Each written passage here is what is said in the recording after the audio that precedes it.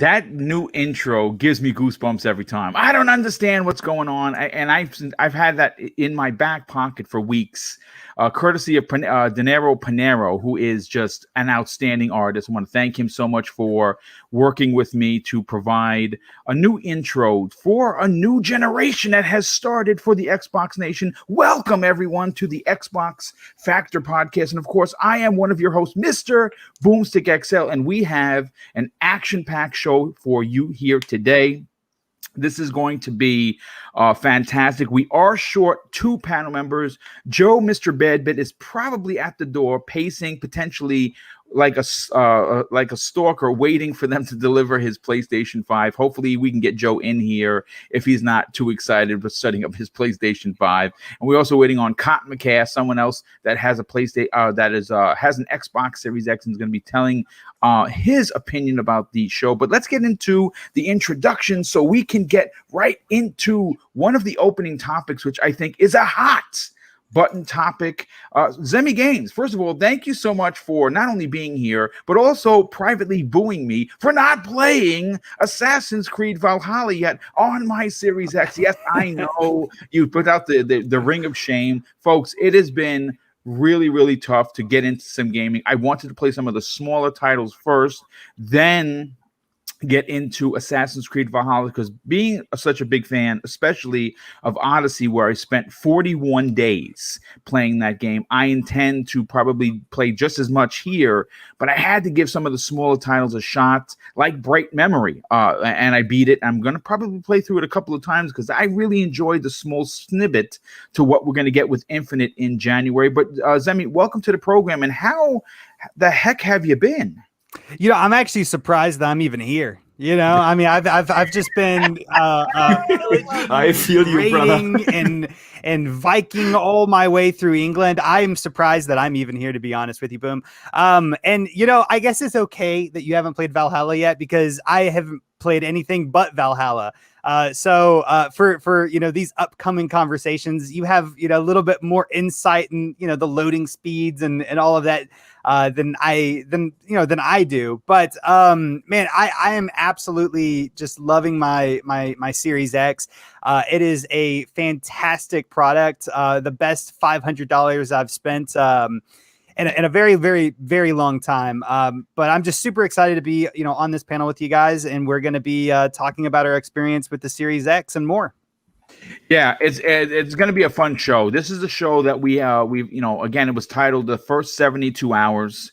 And obviously, this is not a detective show. This is a show about video games. So we're going to give our impressions. Obviously, we've had time to really, really ferment what the Xbox Series X and S, for that matter, are going to bring to the next generation. And of course, I would love to get the chat involved, and hopefully you guys can give us your opinion as we continue to just kind of wait for people to file in. Let's get into one of the other panel members that are here on a regular basis. Boxer Bear, first of all, congratulations on getting your X. I know that you've been playing almost like a crack fiend for the last 48 hours. Once the kids are asleep, it is definitely some game time for you. How the heck have you been? What's up, Boom, and hello next-gen gamers from around the world. It's finally here, the next gen. I'm so stoked. The console is fantastic, and I can't wait to share all my impressions. I've been playing like crazy. I took 2 days off work. I've been basically doing nothing else, at least when the kids aren't home in kindergarten or sleeping or whatever. And yeah, it's been fantastic. I'm so excited, and I'll share a lot of my impressions later. Yeah, again, it's going to be a fun show. I cannot wait to hear what people have been playing, what their actual impressions of the console. Does yours make noise? Is it loud? Is it overheating? We're going to be folks, if you didn't know, at the end of the conversation, towards the back end of the program, we are going to be giving our reviews. Our official reviews of the Xbox Series X and S if you have it, and letting people know what we think and why we graded it the way we did. But let's get into one of the other panel members that is here regularly. VJ, I know that you've been obviously doing a lot. I know you took a bit of a break on Tuesday from joining that particular program, but we're glad to have you back here on Thursday's Xbox Factor podcast. How's things going? And did you get yourself a Series X? First of all, Boom, just my apologies to you, the panel, and the chat that I missed last week. Having said that, it's a pleasure to be back on the show. It's nice to be greeted with warmth, generosity, and tolerance. Actually, I won't say tolerance because that would be a bit patronizing. I haven't had as much time to prepare for today's show as I would have liked. So my thoughts may be a little fractured, inaccurate, or unstructured. But I am, however, very much looking forward to covering your topics today, Boom, as best I can. Obviously, with the aid of the assembled panel and all your avid listeners.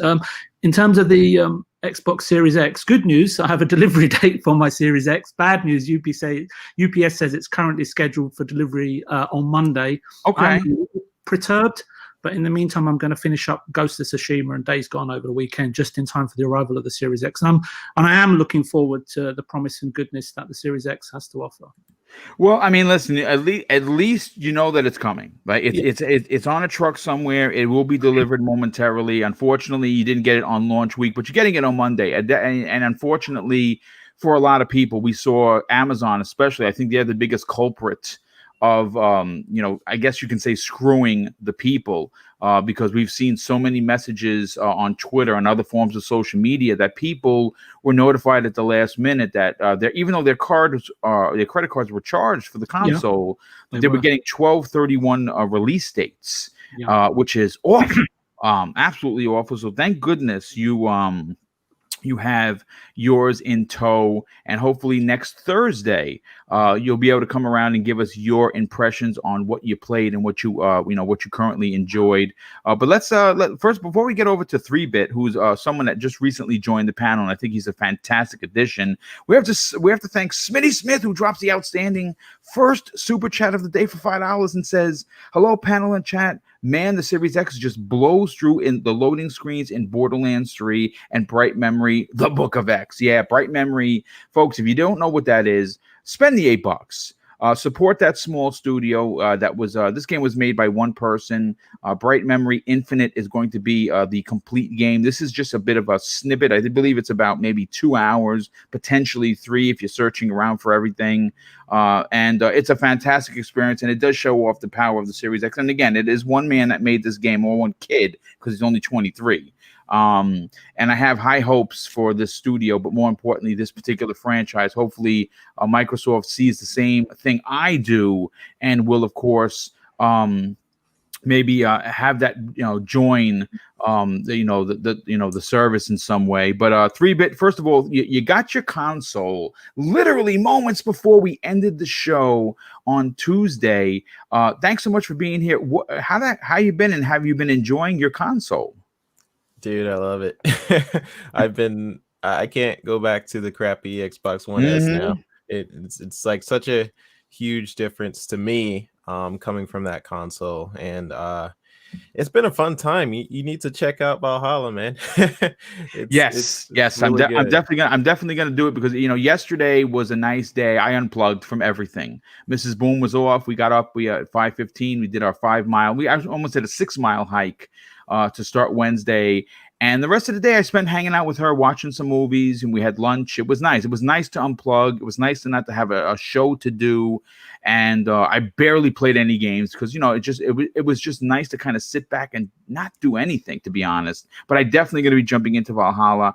So let's get into one of our guests that are here. Flamish, thank you so much for taking the time to be here. I know that you were after me for a while to get you on one of these shows, so you could talk about your experience.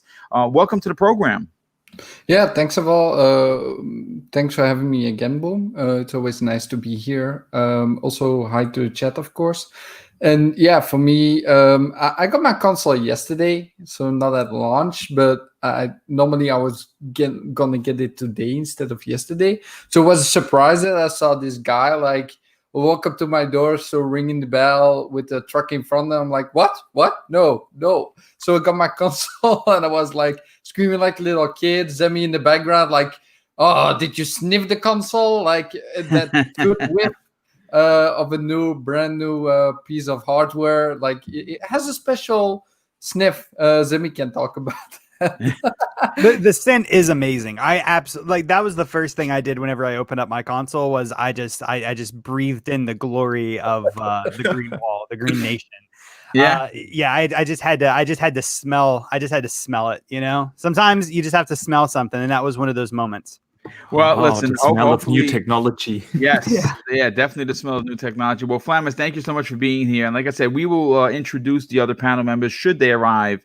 I know Cotton might be running behind, and again, I can't say if Joe's going to be here for sure because obviously today's the launch of the PlayStation 5. And again, I know this is an Xbox program, but it is his favorite place to play. So if he does not show up for today's show, there's good reason. He wants to enjoy Miles Morales. And actually, folks, tomorrow morning, at 10 a.m. Eastern Standard Time, the new episode of Breakfast with Boom is going to focus in on the PlayStation 5. The entire episode is dedicated to the Sony launching their next generation console. Hopefully, we can have you guys tune in for that. One of the topics that it's a small one. It's one though I'm scratching my head about because normally when Sony does something, whether it's a launch of a console, launch of a peripheral, launch of a game, especially their first party, usually the first one to ring the alarm for congratulations is Phil Spencer.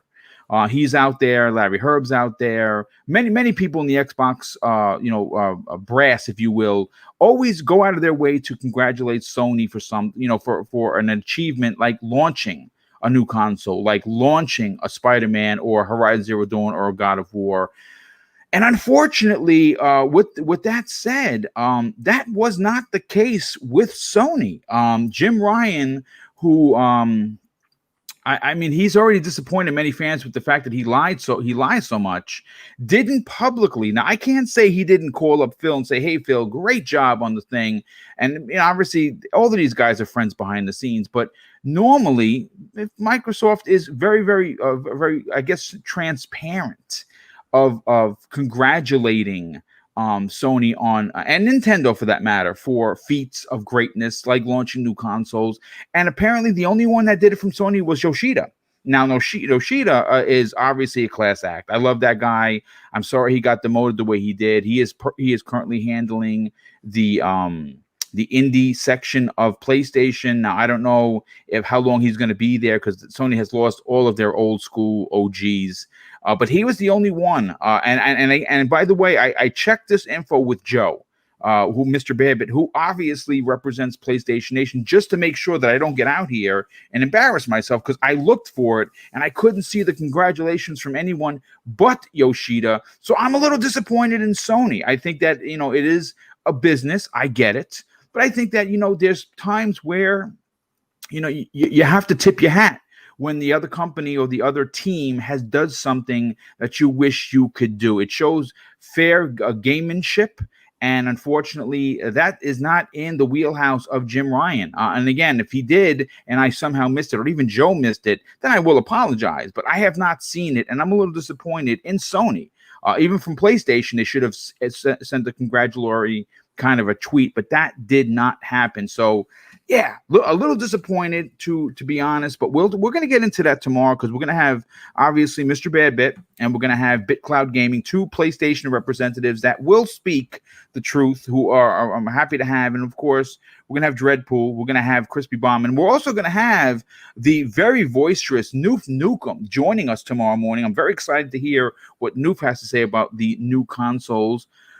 But before we get into talking about our experiences, before we get into giving you our view and what we've been playing and our thoughts on the controller and the interface and the UI and how quiet or loud your console is, we are going to get into an explosive new article from Bloomberg.com that states several anonymous sources have stated to the paper or to the publication that several Japanese developers have in fact been approached by Microsoft to be acquired, sparking some serious debate among the gaming community, of course, that is us, on who it actually might be. Now, here are some of the quotes from the Bloomberg article. It says this: Microsoft is making a serious attempt to attract fans in Japan with new consoles and new network services.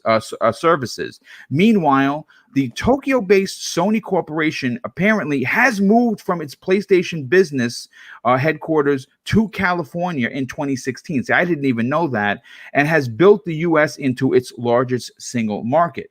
Now, what they say in here, and I'm going to get to their quote in a second, is pretty interesting. They make assumptions that Sony has pretty much abandoned Japan, which is outrageous, but we'll get to that in a second. It continues with Microsoft's is continuing to target the world's third largest video game market, including with services that can be accessed across various devices, and could potentially yield some strong results. Of course, they're talking about Project xCloud that has been doing very well in Japan, along with Xbox Game Pass. Now, as the Xbox has virtually zero presence in the country, the article continues, there is still plenty of room for it to increase its share or mind share in the Asian market. Now, this is where it gets a little dicey. It says the Xbox has a chance to make Japan its second largest market after the US if it takes the right steps for years to come. And this comes from H. Yashunda, and he's an analyst at Ace Research Institute in Tokyo. And he says this, I quote, Sony's attention is drifting away and fans are starting to notice.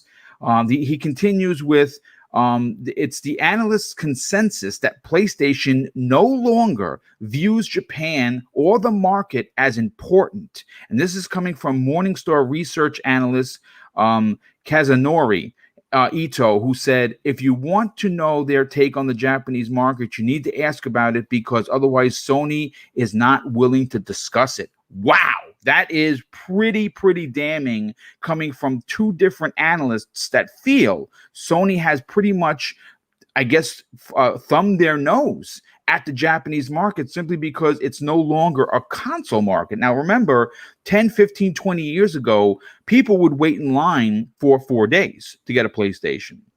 And we've seen pictures of this not only from Famitsu Wave, one of their biggest publications, but we saw it in all kinds of Hour magazines that were in print here. So Japan is, we know that they've gone to a mobile type market, and Sony does not have a mobile type solution like Project xCloud. So it appears, based on my opinion and the opinion of these two analysts, that Sony has in fact abandoned the Japanese region, which would open the door for Microsoft to make big gains. Now, listen, I'm going to say this, even with this incredible information that I just put out there, we have even more incredible information from a second Bloomberg article where it obviously has proof that Microsoft's investment into the region or into, of course, other developers and publishers is going to be coming much sooner than later. Now, this is a direct quote from Phil Spencer, and this is, again, another interview from Bloomberg. He says this, games are what gamers play. We build these platforms and services to deliver the best games to our gamers everywhere. So we need a great supply of first-party teams. Bethesda nearly doubled our size of our first-party studios, meaning the studio that build games as part of Xbox, and we're still out there looking for other teams. It's important that we have a continued supply of great games for our gaming subscription and platforms. Now, Zemi, look, that is not the biggest revealing statement, but this was just done. So obviously, the underlying aspect of the conversation is that they are out there looking, and we have confirmation that they're not just looking in this country. They're looking abroad. Mm-hmm. And Japan has been a region where we knew they wanted. Phil has said in the past that getting a Japanese studios or several would be important to their long-term goals. This gets me excited. Now, again, who is it going to be? Is it going to be Square Enix? Is it going to be Capcom? Is it going to be someone smaller? Is it going to be someone bigger? I don't know. But again, with the blessing of Satya Nadella, they are looking to make big gains to add to their already stout 23 first-party studios. What are your thoughts on the opening salvo topic? It makes sense, man. I mean, we've been talking about this for, it feels like, I mean, in some ways it feels like a year and a half now that we've been talking about, how important the Japanese region is, to Xbox going into this new generation, especially with xCloud, with the rise of and popularity of mobile gaming in that region, and just how much sense it makes for them to get to acquire a Japanese studio, or well, now we're talking about a publisher, right? I just think it makes just crazy sense. And we've heard the Satya Nadella, the CEO of Microsoft, even go forward and say that they are looking to bring more talent into the Xbox Game Studio. So we've heard it from so many different points. We know it's going to happen. We know Xbox is going to be acquiring more studios.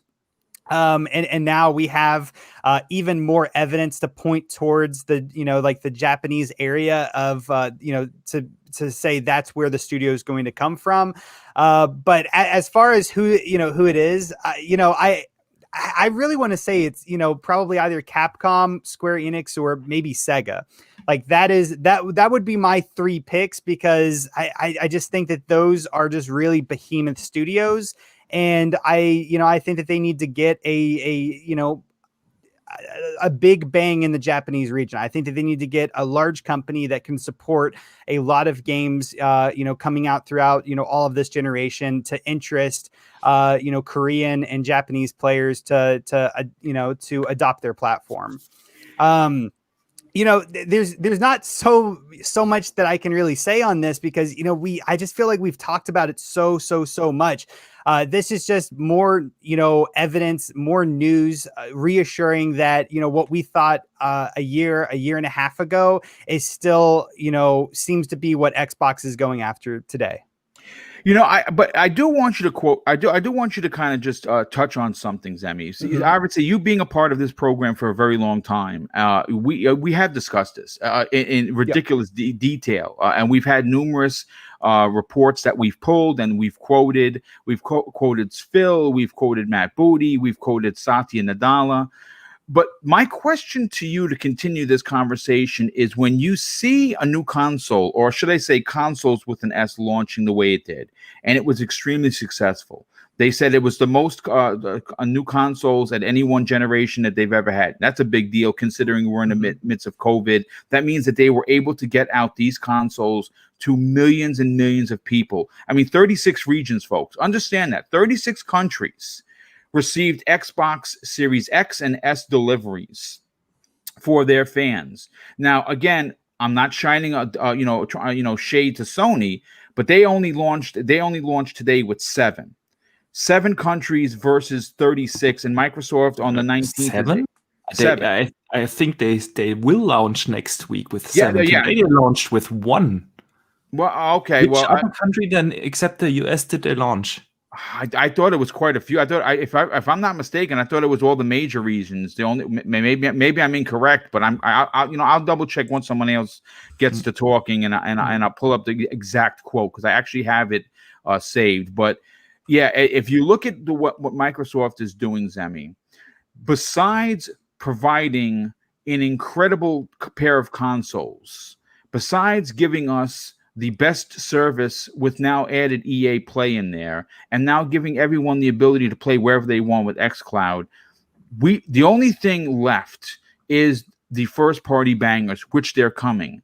But for you as an Xbox first gamer, how much more of an exclamation point would it be if they added something like a Capcom? I think it would be I think it would be big. Not necessarily big to me, because I'm not a huge fan of Capcom games, but just because I'm not a huge fan of Capcom games doesn't mean that I don't realize, the volume of, a decision like that, right? There are millions of people in the United States, throughout Europe, throughout Japan, all over the globe, that absolutely adore Capcom games. And, to have Capcom, for instance, as an Xbox first party studio, or publisher or whatever you want to call it. You know, these are crazy times now, right? We used to say first party studio, now it's pretty much first party publisher. I think it would be incredible. Like, I mean, it would be to the same level that Bethesda was to me. You know, I'm a huge fan of Bethesda. So whenever Xbox acquired Bethesda, that was absolutely a gigantic thing, right? You know, you caught me in the middle of the bed, you know, as I was in my underwear, you know, on the phone. I couldn't even believe it, right? I couldn't believe that they just acquired Bethesda. I think that it would be that way, but with other people. You know, super hardcore Capcom fans would feel that way. How I felt about the Bethesda acquisition.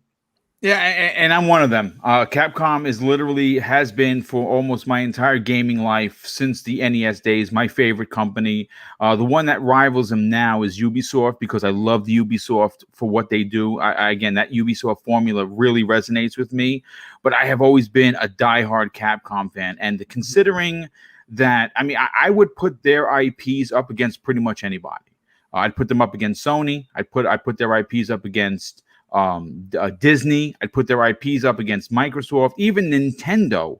I would think that they would. I didn't say they would beat them, but they'd certainly rival them for sure. Their catalog of IPs is ridiculous. And to touch on, you know, kind of what you were kind of some words that you were using as you were, you know, throwing me that question.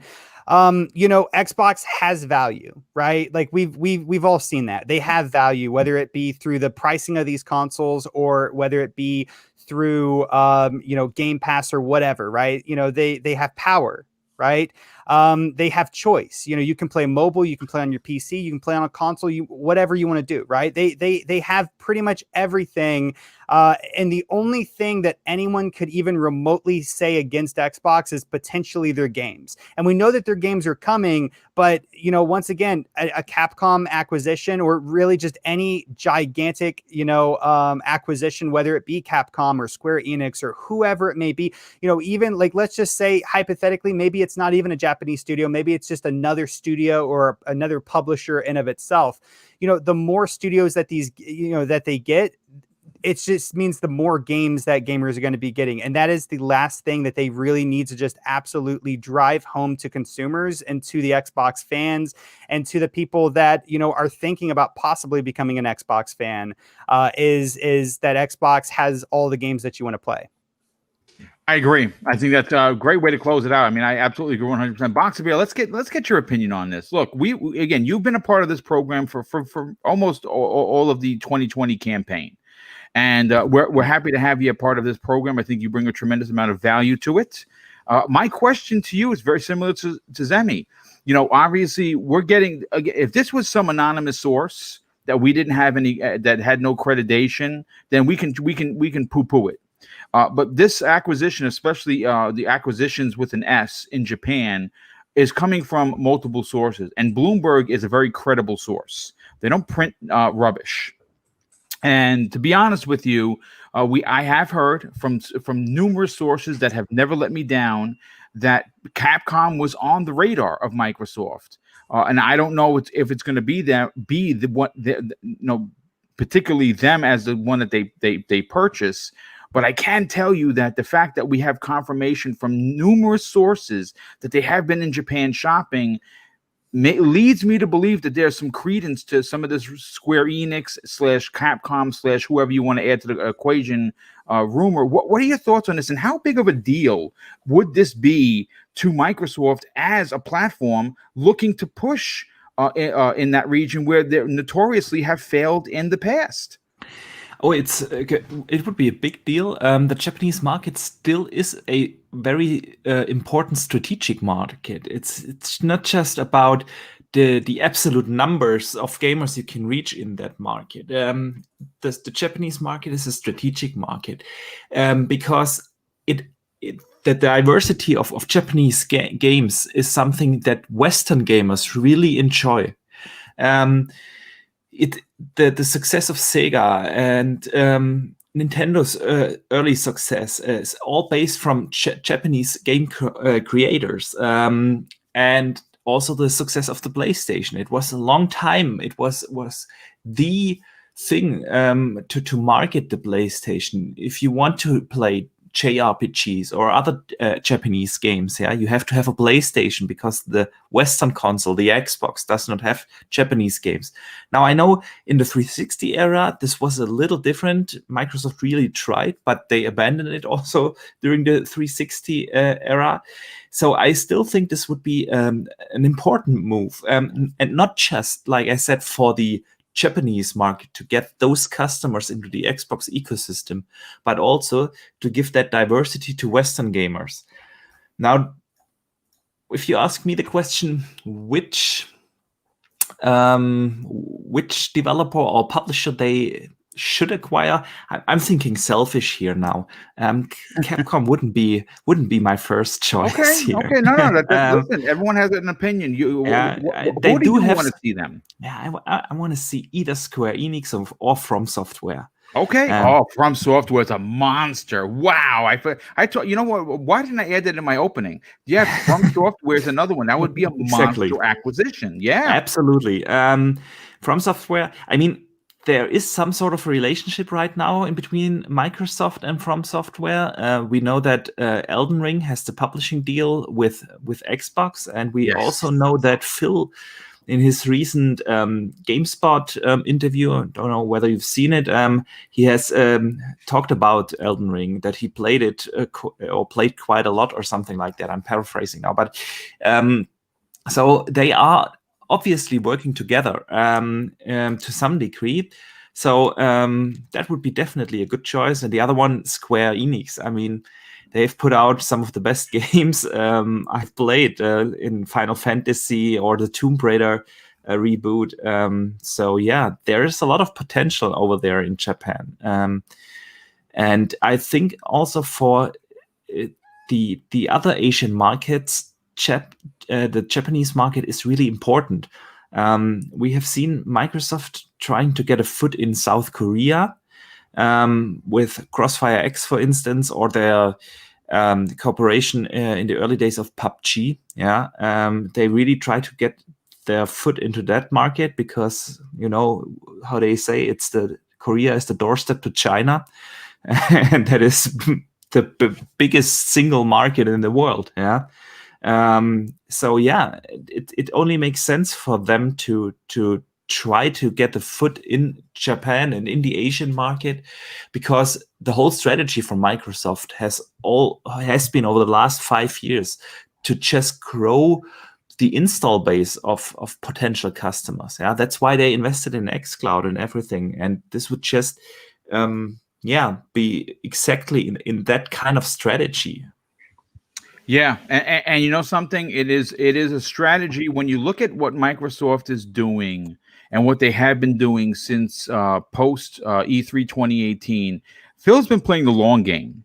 He's been playing the long game, and it seems to be working out, because a lot of the stuff, like, look, we've all said this. Sometimes when companies do things, we're not in the boardroom, right? We're not privy to what's going on behind the scenes, what's being discussed. And sometimes, you know, look, people can hate on Phil you want. First of all, I wouldn't know why you'd want to. I mean, I think the guy's a gentleman.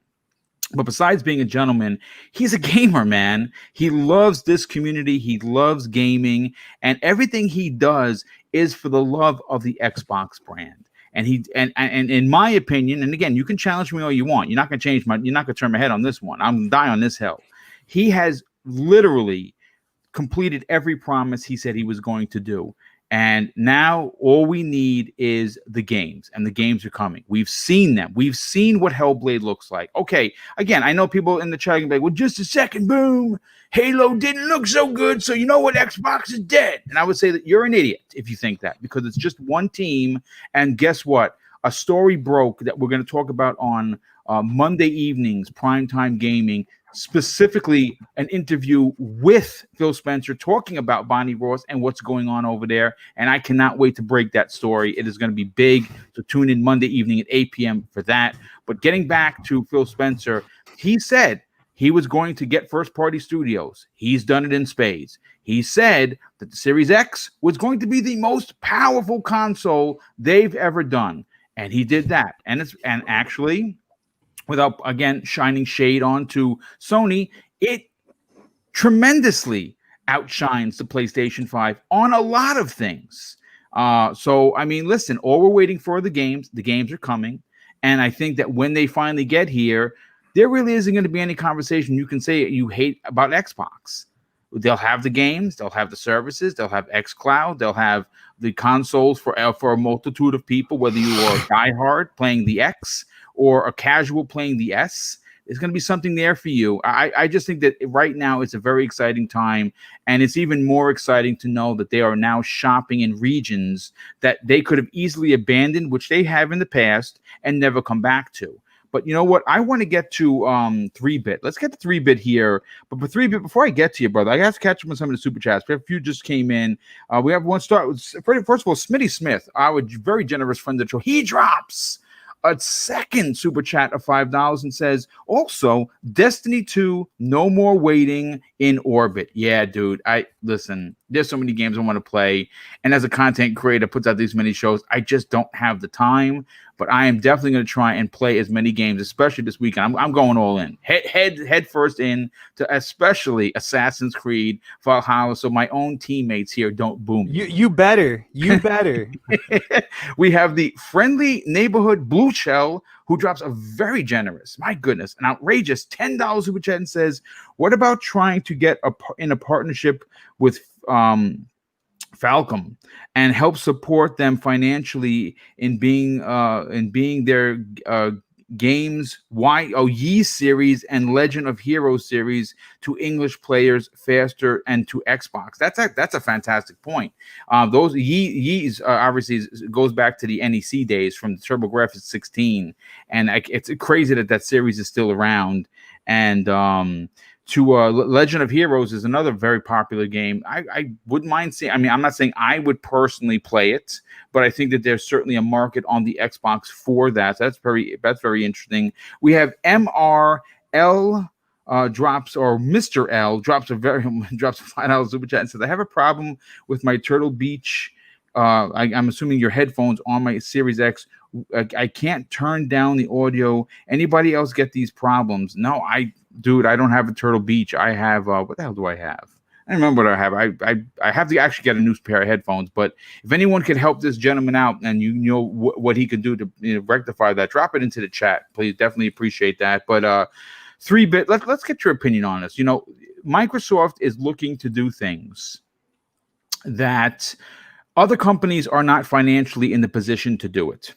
They are currently valued at 1.7 trillion with a T. They have, if you remember, the TikTok deal that was going to be a $40 billion investment fell through. Right after that, they picked up Bethesda for 7.5, which leaves a tremendous amount of investment money on the table. Now, if they were going to invest 40 billion into TikTok, and that didn't happen, I would imagine that they want to back end that that money that was set aside to invest in Xbox. I'm not saying that's what they're going to do. I'm saying that's what I would do. And it looks like they are really going after gold star developers and publishers, Capcom potentially being one of them, Square Enix being one of them. Whoever they're going to get, it's going to be a big deal, whether it's Sega, whether it's From Software is another one. What are your thoughts on this deal that we're hearing confirmation from multiple sources that this, in fact, is happening? Yeah, I think Capcom is making the most sense to me for purchase. They have left their doors open in the past to be acquired. They've done a couple of exclusive deals in the past with the Dead Rising series, and they are worth about 1.1 billion the last time I checked, which is cheaper than Bethesda, or is it 10? I have to double check on that, but and that's not included with premiums for the the rise in costs above the initial worth. Yes. And we also have to consider some other ones like From Software, Bandai, and Koei Tecmo.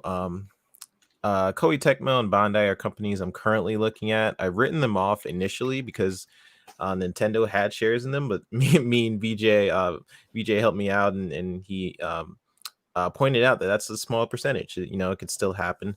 And additionally, I'm looking at From Software because they premiered Elden Ring on the Xbox stage in E3 2019. Phil was playing it recently. But when you look into them acquiring From Software, you have to bring in Kadokawa Corporation or its subsidiaries because they own From Software. So and they kind of remind me of Konami.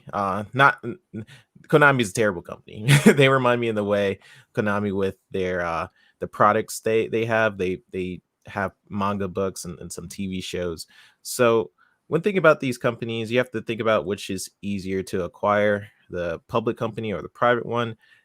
Based on Microsoft's history, this is just based on their history. They've been acquiring private companies. But that is but if I were to think about a public company that they could acquire, I'm looking at Capcom, and I'm really looking at From Software. So yeah, anything is possible. Capcom would be a fantastic purchase for them. It has a lot of amazing IP, and it would be, if not cheaper than the Bethesda purchase, it would be not too much above. So I think that would be a worthwhile investment for them, and they want to get into the Japanese market. I think that's what people need to sort of look at for the overview of these purchases.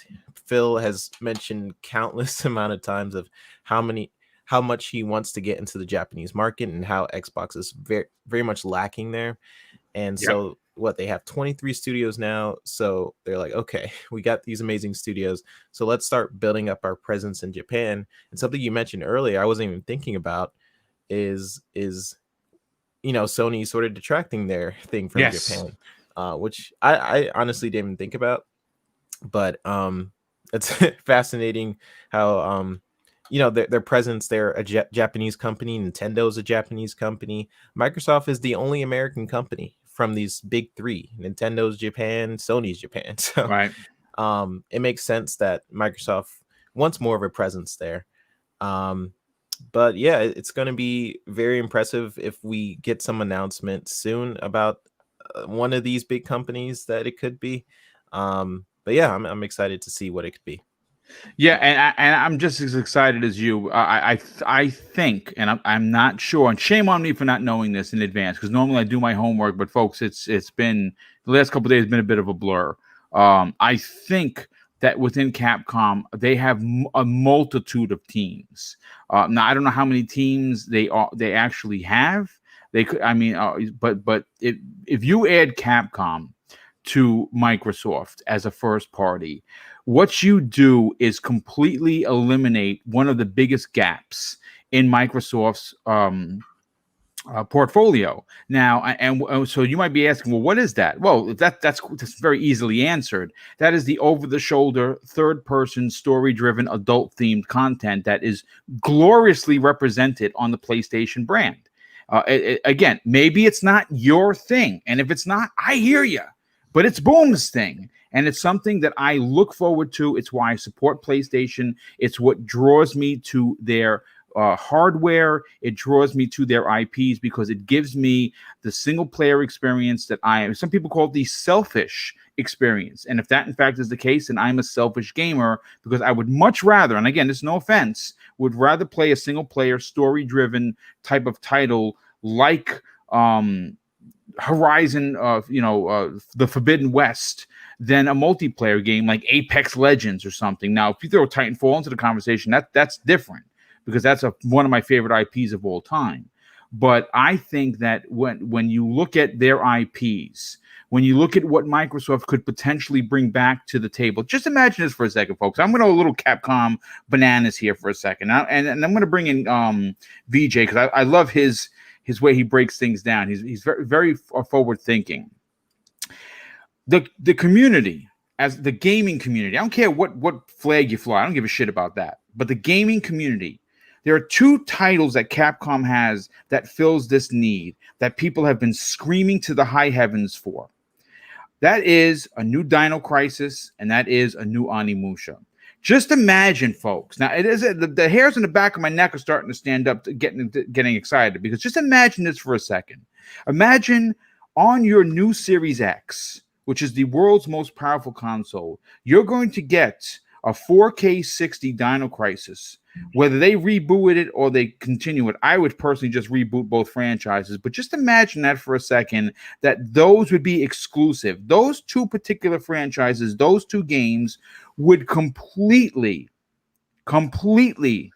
without a shadow of a doubt, close the door on story-driven, adult-themed, over-the-shoulder, graphically intense games in Microsoft's portfolio. So they'd have the multiplayer, they'd have the potentially JRPGs, the Western RPG market locked up, and now they would have Capcom's third-party, over-the-shoulder, story-driven, graphical intense games in their portfolio. When that happens, and I believe it's going to happen, the conversation is over. You must become an Xbox gamer. That end of story. Because if not, you're going to be missing out on a ton of shit. But VJ, let's get your very technical opinion on how big of a deal, or more importantly, VJ, how big is Microsoft setting up shop in Japan with one of these 4 big Japanese companies to be added to their first-party endeavors? First of all, Boom, I would just like to concur with the sentiments that you echoed in regard to Phil Spencer's personality, especially his constant communication and presence in and amongst the gaming community. Secondly, you hit on a very important word for me that struck a chord with me: hatred. Hatred is an emotion, if people don't already know, that typically originates from people with low rent intelligence and low rent imaginations, in my opinion. Or why else would you judge and hate a gaming option and opportunity? So just with that aside,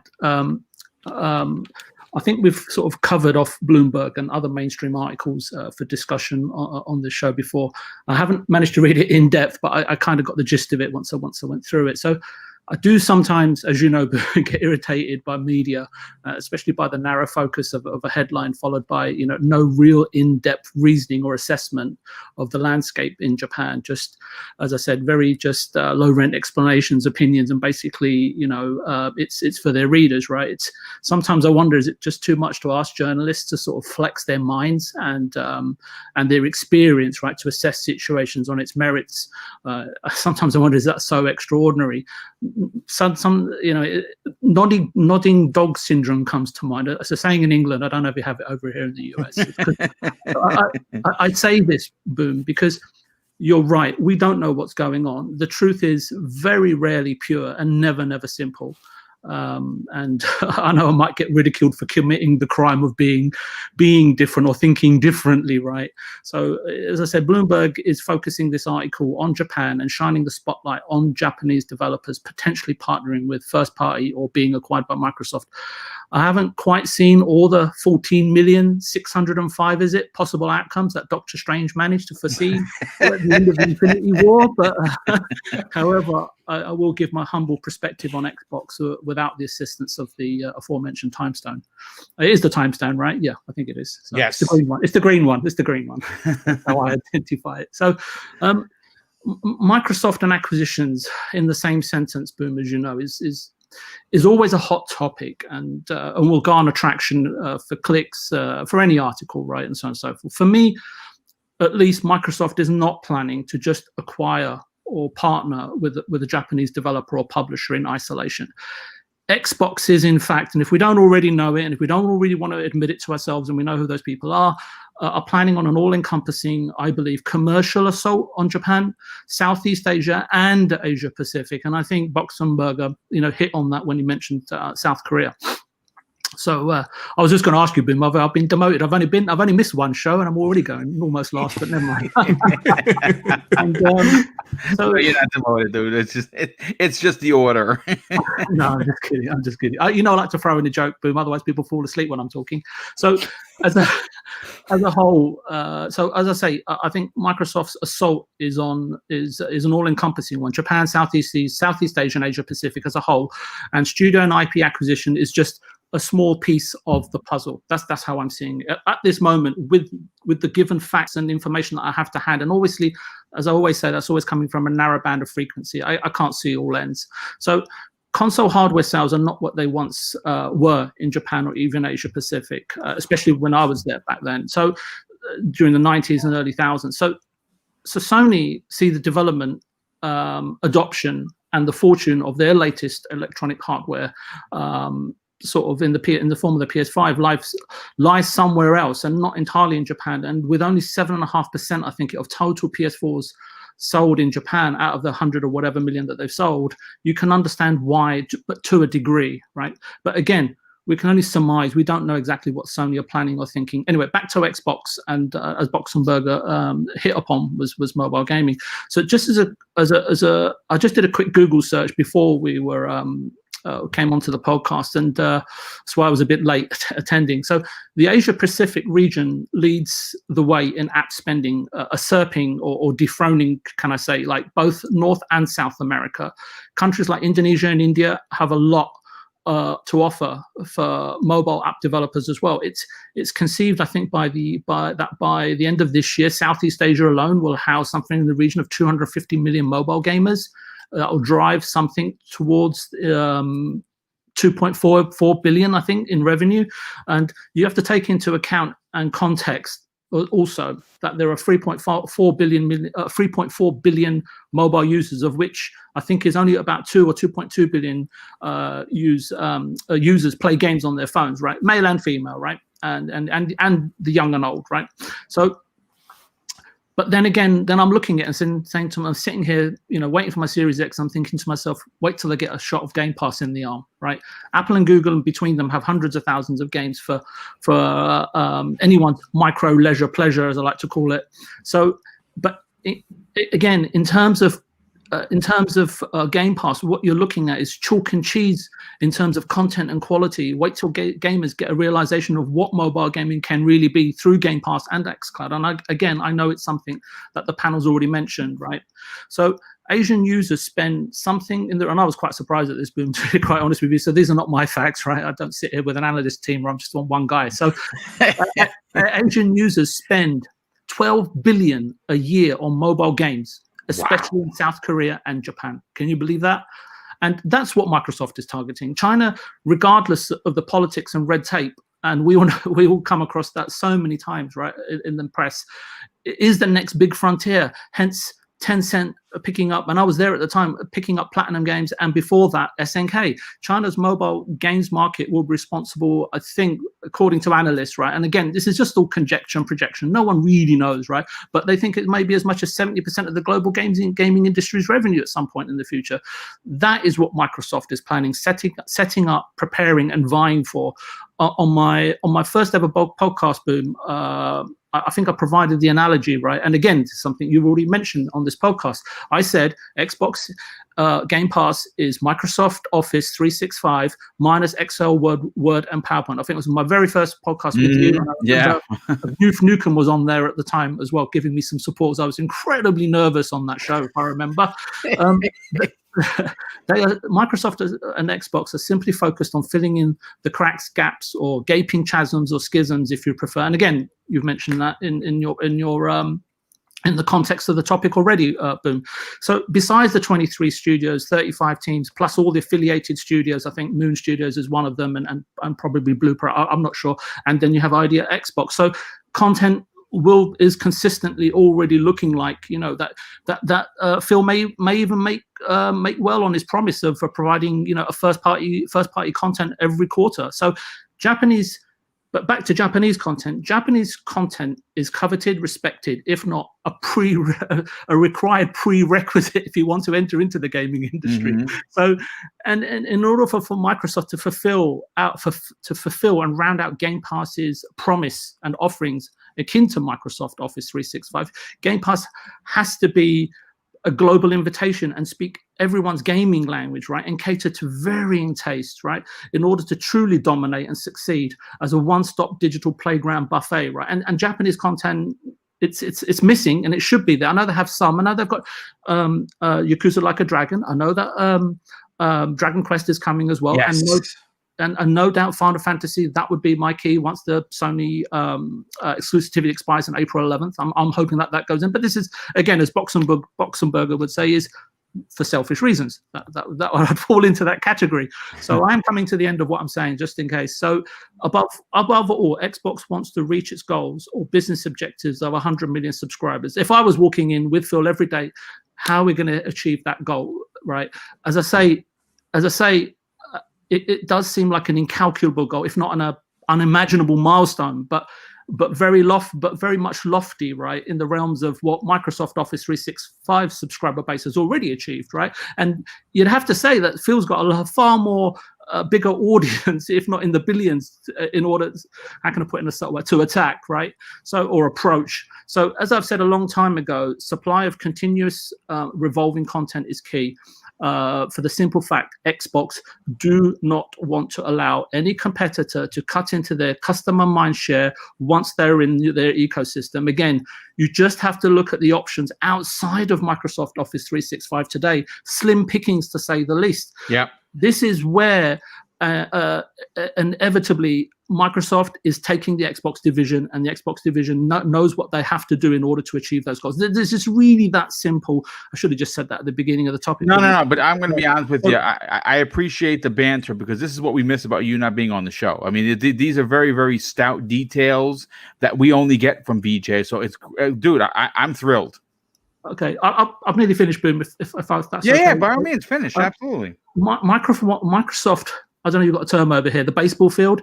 They don't just want to own a set of bat and balls, right? So to answer your question, will the turn tide? I think it was something that was in the show notes. I would say it's an unwritten chapter in gaming history, uncharted waters, or a new sci-fi genre in some respects, right? In terms of where Xbox is taking us. So Xbox is seemingly the author and narrator, and we have to see during the course of upcoming history in terms of how the story pans out.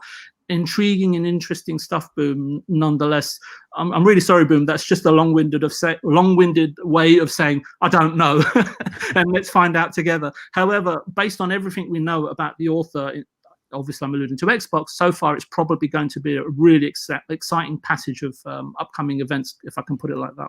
Yeah, and you know something, and again, well said as always, and definitely we respect the knowledge that you bring to this show. Certainly, again, all I can do is applaud. Closing out the topic, because we're getting into the hour mark, and the second half of the show is going to be dedicated to our opinions and expectations. Were they met with the Series X and S, and what we've been playing, and our view towards the end. Flamish, for you personally, how big of a deal does Microsoft need to make a splash in Japan? Yeah, first of all, Japan is, when you think about Japan and where they've been so far, they've been slowly building it up, I would say. And for me personally, I'm going to take it a little bit on the side. I don't think they should acquire a studio like directly right now. I think they should just grow the platform over there first, and also maybe like have more partnerships going on in Japan. Instead of buying a studio outright at the moment. I think they have to show the Japanese people, like Asia as well, in general, more what Xbox is about with Game Pass, because Game Pass is actually still like new. It's only like 2 years old at this point, or 2.5. Well, it just released in Japan only a couple of months ago. It's new. It released in summer of 2017. Sure. Yeah, so over there is still new. Like they are figuring out what Xbox Game Pass means to the Japanese people, or Asia in general, at this moment. So for me personally, like after VJ, he said it all. So it's a real bit hard going after him.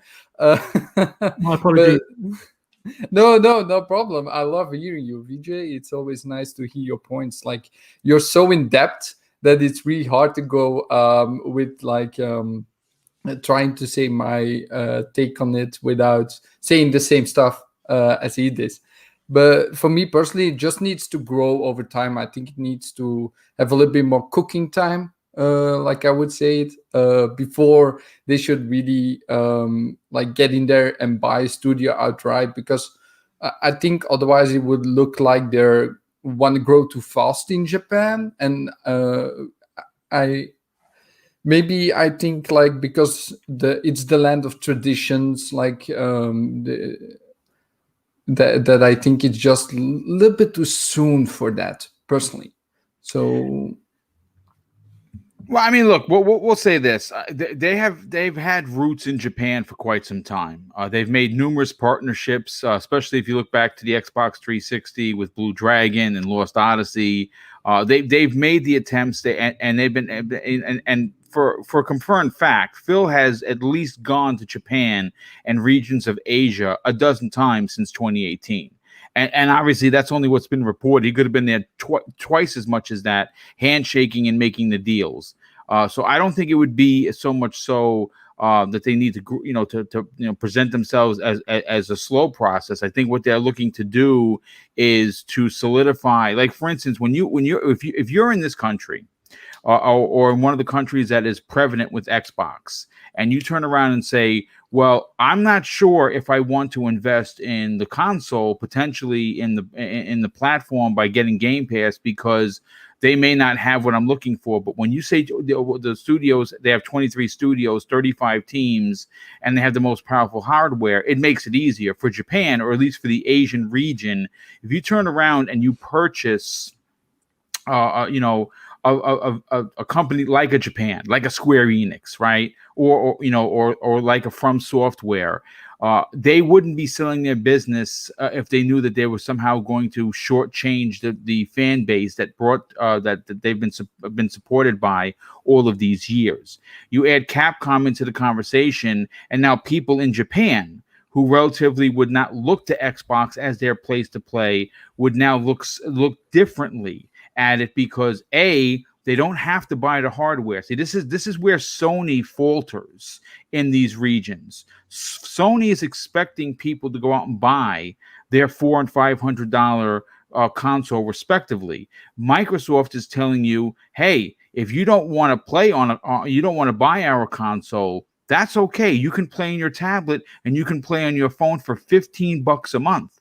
And then what that does is that's a much, much easier investment. So if you add Capcom or one of these other bigger or more prevalent, publishers that have IPs that people in Japan or in Asia recognize, you're going to move people to your platform in an abundance unseen like anything before it. So it's going to be very interesting to see exactly what happens, but I'm hoping that we get an announcement soon. I think that the reason why we haven't gotten it yet is Microsoft wanted to get this launch out of the way, and now that it's out, it's done, it's successful. People are enjoying their consoles.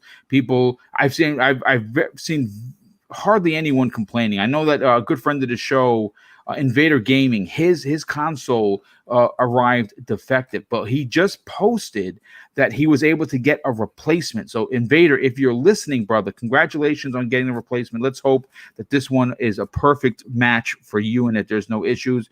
But what I do want to do is I do want to move on to the main crux of today's show, and that's to talk about our excitement, our experiences with these consoles, what we like or don't like about the controllers, what we like, what games that we're playing, how do you feel about the UI? Is your console loud? Is it quiet?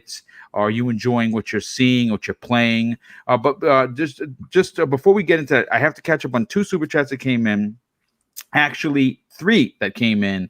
We have Dan the Man Cunningham, a very generous friend of the show. He drops an outstanding $5 super chat and says, doing EMR training, but had to stop in and say hi. Hope you, Boom, and the crew are doing well and enjoying your gaming. Happy PlayStation 5 day, all. Well, thank you, Dan. Definitely appreciate you being here, brother, and thank you for your generosity. JD Gamer, another generous friend of the show, he drops an outstanding $10 super chat with an incredible comment. He says, with Capcom, you get Street Fighter V, Onimusha, DMC, Resident Evil, Lost World, Monster Hunter, and more. With Capcom, you cover the fighting, horror, third-person narrative, shooter, and Japan-specific genres. With Capcom, the Xbox Series X will rule the world. And I second that.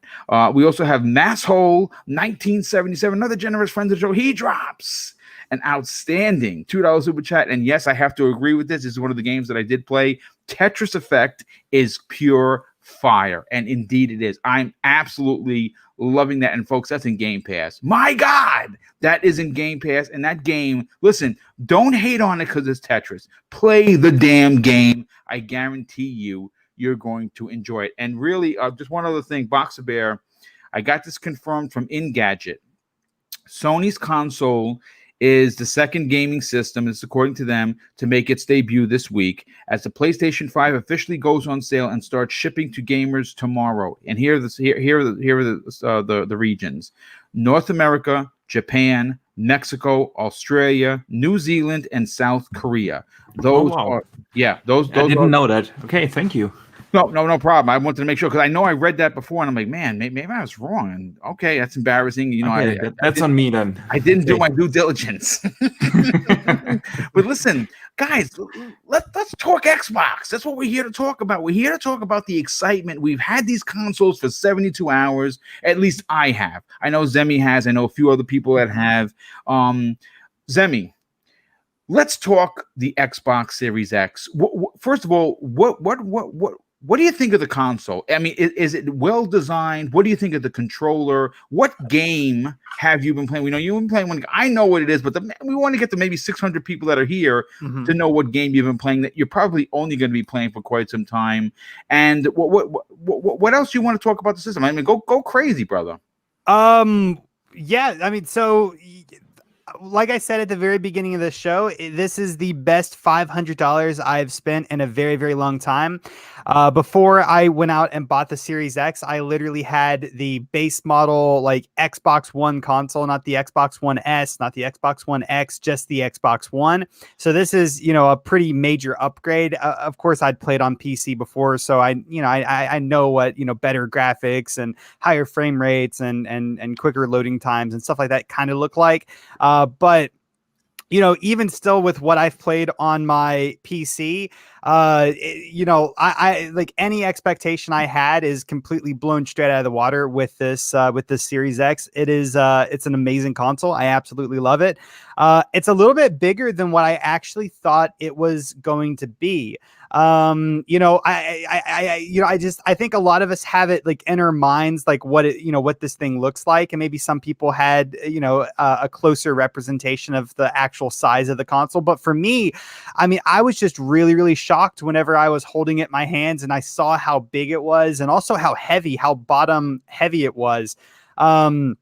So I was actually, pretty shocked about the overall size. But as far as actually playing games and, the functionality of it, the controller is amazing. I love the triggers. I love the bumpers. I love what they did with the D-pad, adding in, the 4 new directional, I guess directions on the D-pad and just how clicky it is. I really like that. I've actually used the share button so much. It's great, isn't it? Great, just to press the button once. Real quick. Does anyone know how to record video instead of screenshots? Because I know if you press it once, it records the scrent. You have to hold it down. You have to hold it down. Okay, yeah. Thank you. Yeah. Thank you. Because when Call of Duty happens, I'm going to be recording so many videos. It's going to be crazy. So thanks for letting me know that. The dashboard, man, it is just so quick. Just going around, the dashboard, opening up the store, scrolling up, immediately the video starts playing, like the trailer showing you what the game looks like and everything. I haven't played with the quick resume feature, really. I have not played with that. I did. Most of my time has been in Assassin's Creed Valhalla, if I'm going to be honest here, but I did open up Fallout 4 for like less than a minute because I just wanted to experience what the load times were in Fallout 4, a game that I actually, am familiar with.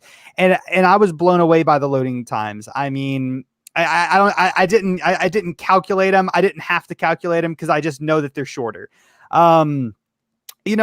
I just overall, man, it's just a really, really good console. Like I'm super, super excited. I can't wait to play Cyberpunk and to play the next gen Harry Potter game. I mean, there's just so many games that I'm really looking forward. I would have been happy to play them on the Xbox One, but I'm even more happy now since I can play it on the Series X, because pretty much any I don't think what the Xbox did here is like they didn't reinvent the wheel.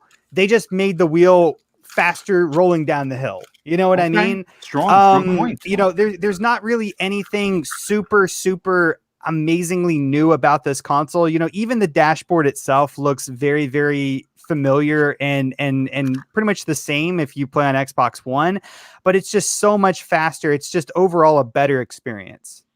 I agree with you there. I think that yes, you know, when you and maybe that is a plus. Look, I'll say this, and again, this is an Xbox show, so we're going to keep it Xbox.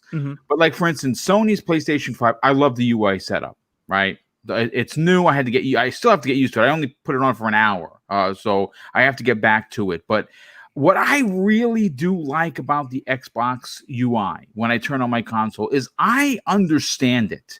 There was not a long learning curve. Yes. I will say that it took me a while to figure out how to record. I didn't know that you had to hold it down. I actually did that by accident. I just learned that, Boom. Yeah, I know. So I mean, there were a little hiccup here and there, but I think that overall, I'm very, very happy that it's familiar. It's familiar, but it's enhanced. It's enhanced, indeed. Yeah, indeed, Yep. It is enhanced, but I like the familiarity about it because there's not a huge learning curve. I can get into my games. I know where my apps are. I know where my pins are. It was, first of all, I don't know who did this, and I know Boxer Bear, you actually had said this, and I want to go to your next one. It's setting up this console. I use the app. My God, it was literally within seconds. I was ready to go. It was so fluid, so easily done. I absolutely love it. One of the biggest things for me in the Boxer Bear, I want to know if you had a chance, because Zemi's only played one game, so he can't understand what Quick Resume is all about because he's only played but one or two games. I've been playing games. I've been playing a lot of games. I put on Star Wars Republic Commando, which because I wanted to see, and it still looks awful. I mean, it is what it is, but it did snap to the game. I played Bright Infinite. I played Tetris. I played The Falconeer. I played Dirt 5. My God, it looks fantastic. I put a couple of videos up on Twitter. The game controls so good. It is so much fun to play. I mean, listen, I know it's maybe not Forza Horizon 5 or whatever, or 4, but it is, man, it's a good game. Like if you were on the fence about it, and I'm not the biggest driving, aficionado.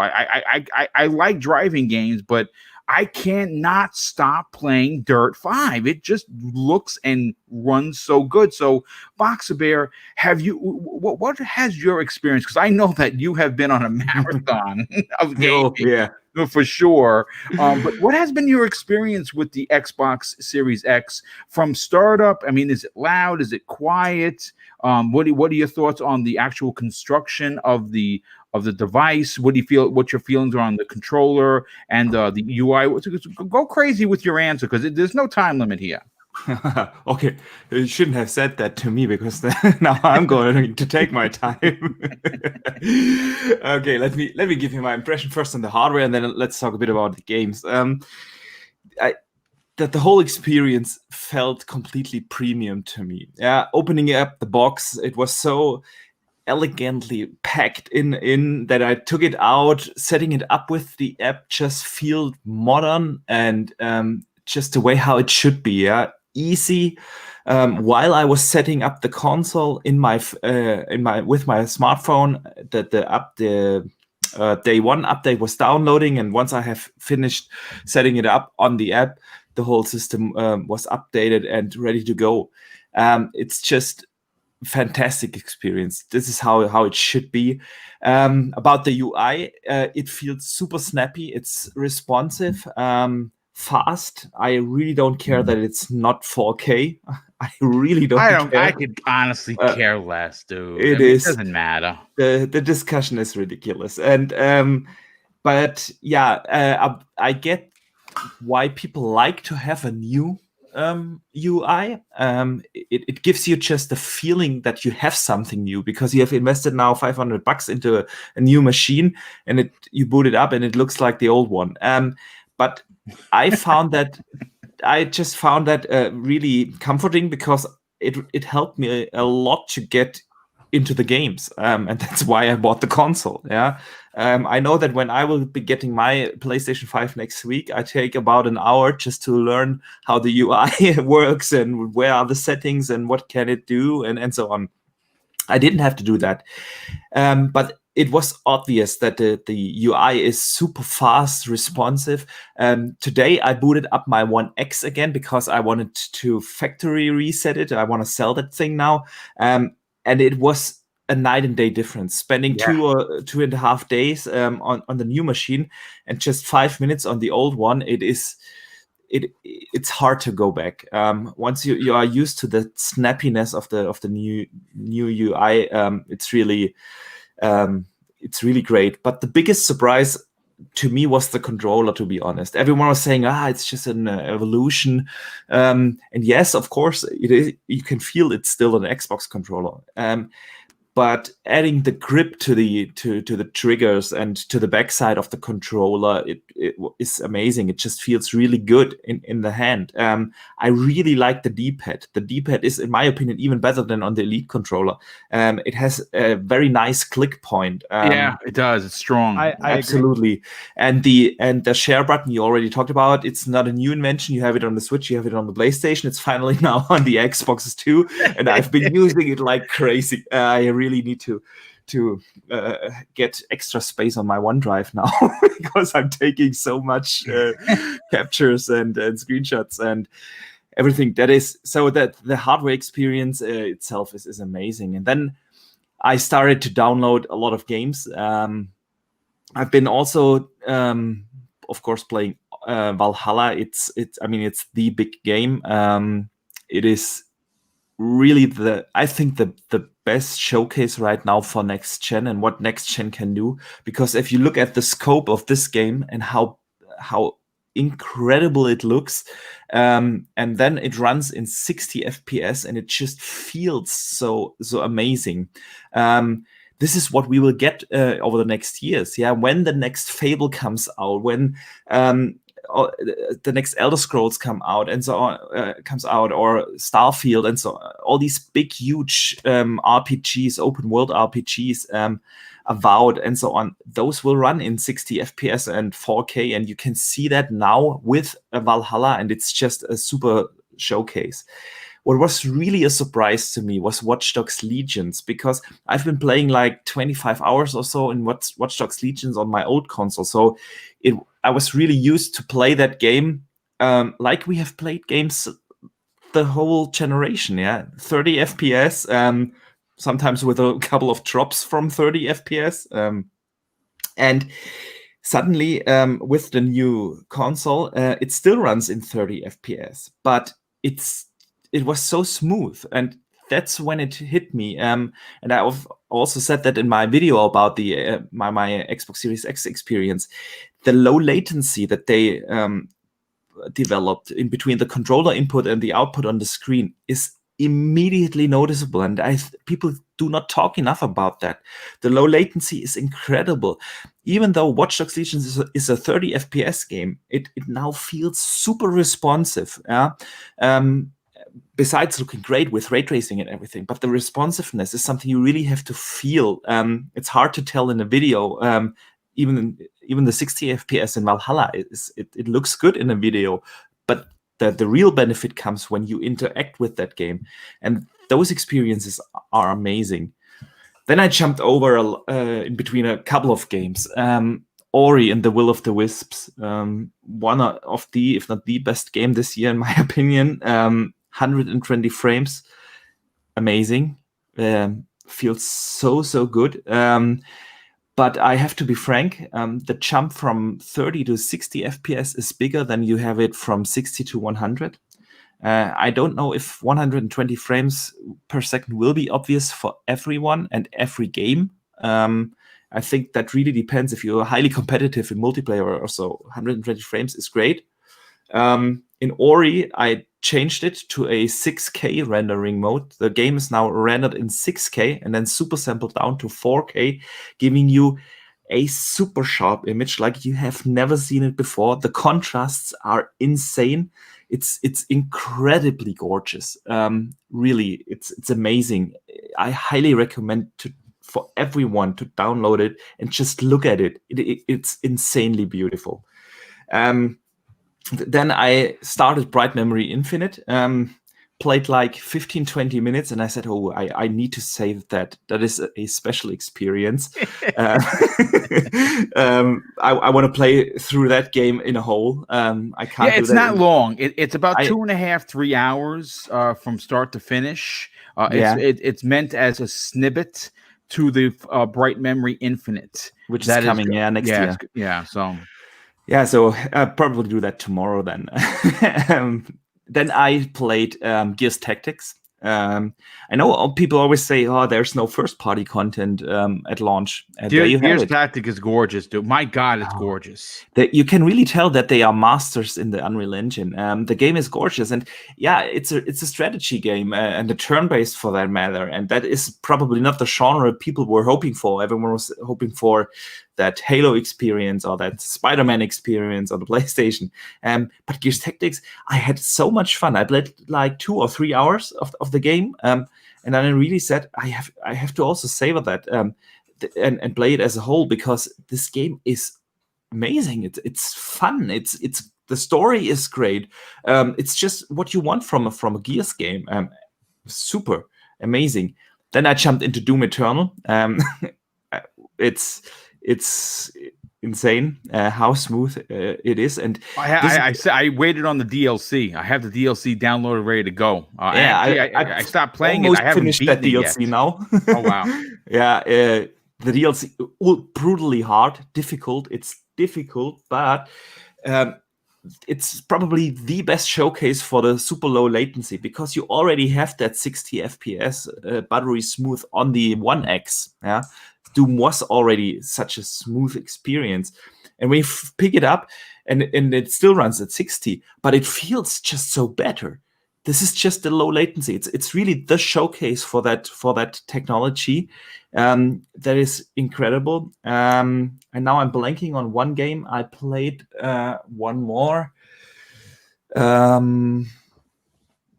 I'm blanking on it right now. Did you play Yakuza Dirt? No, not Yakuza Dirt.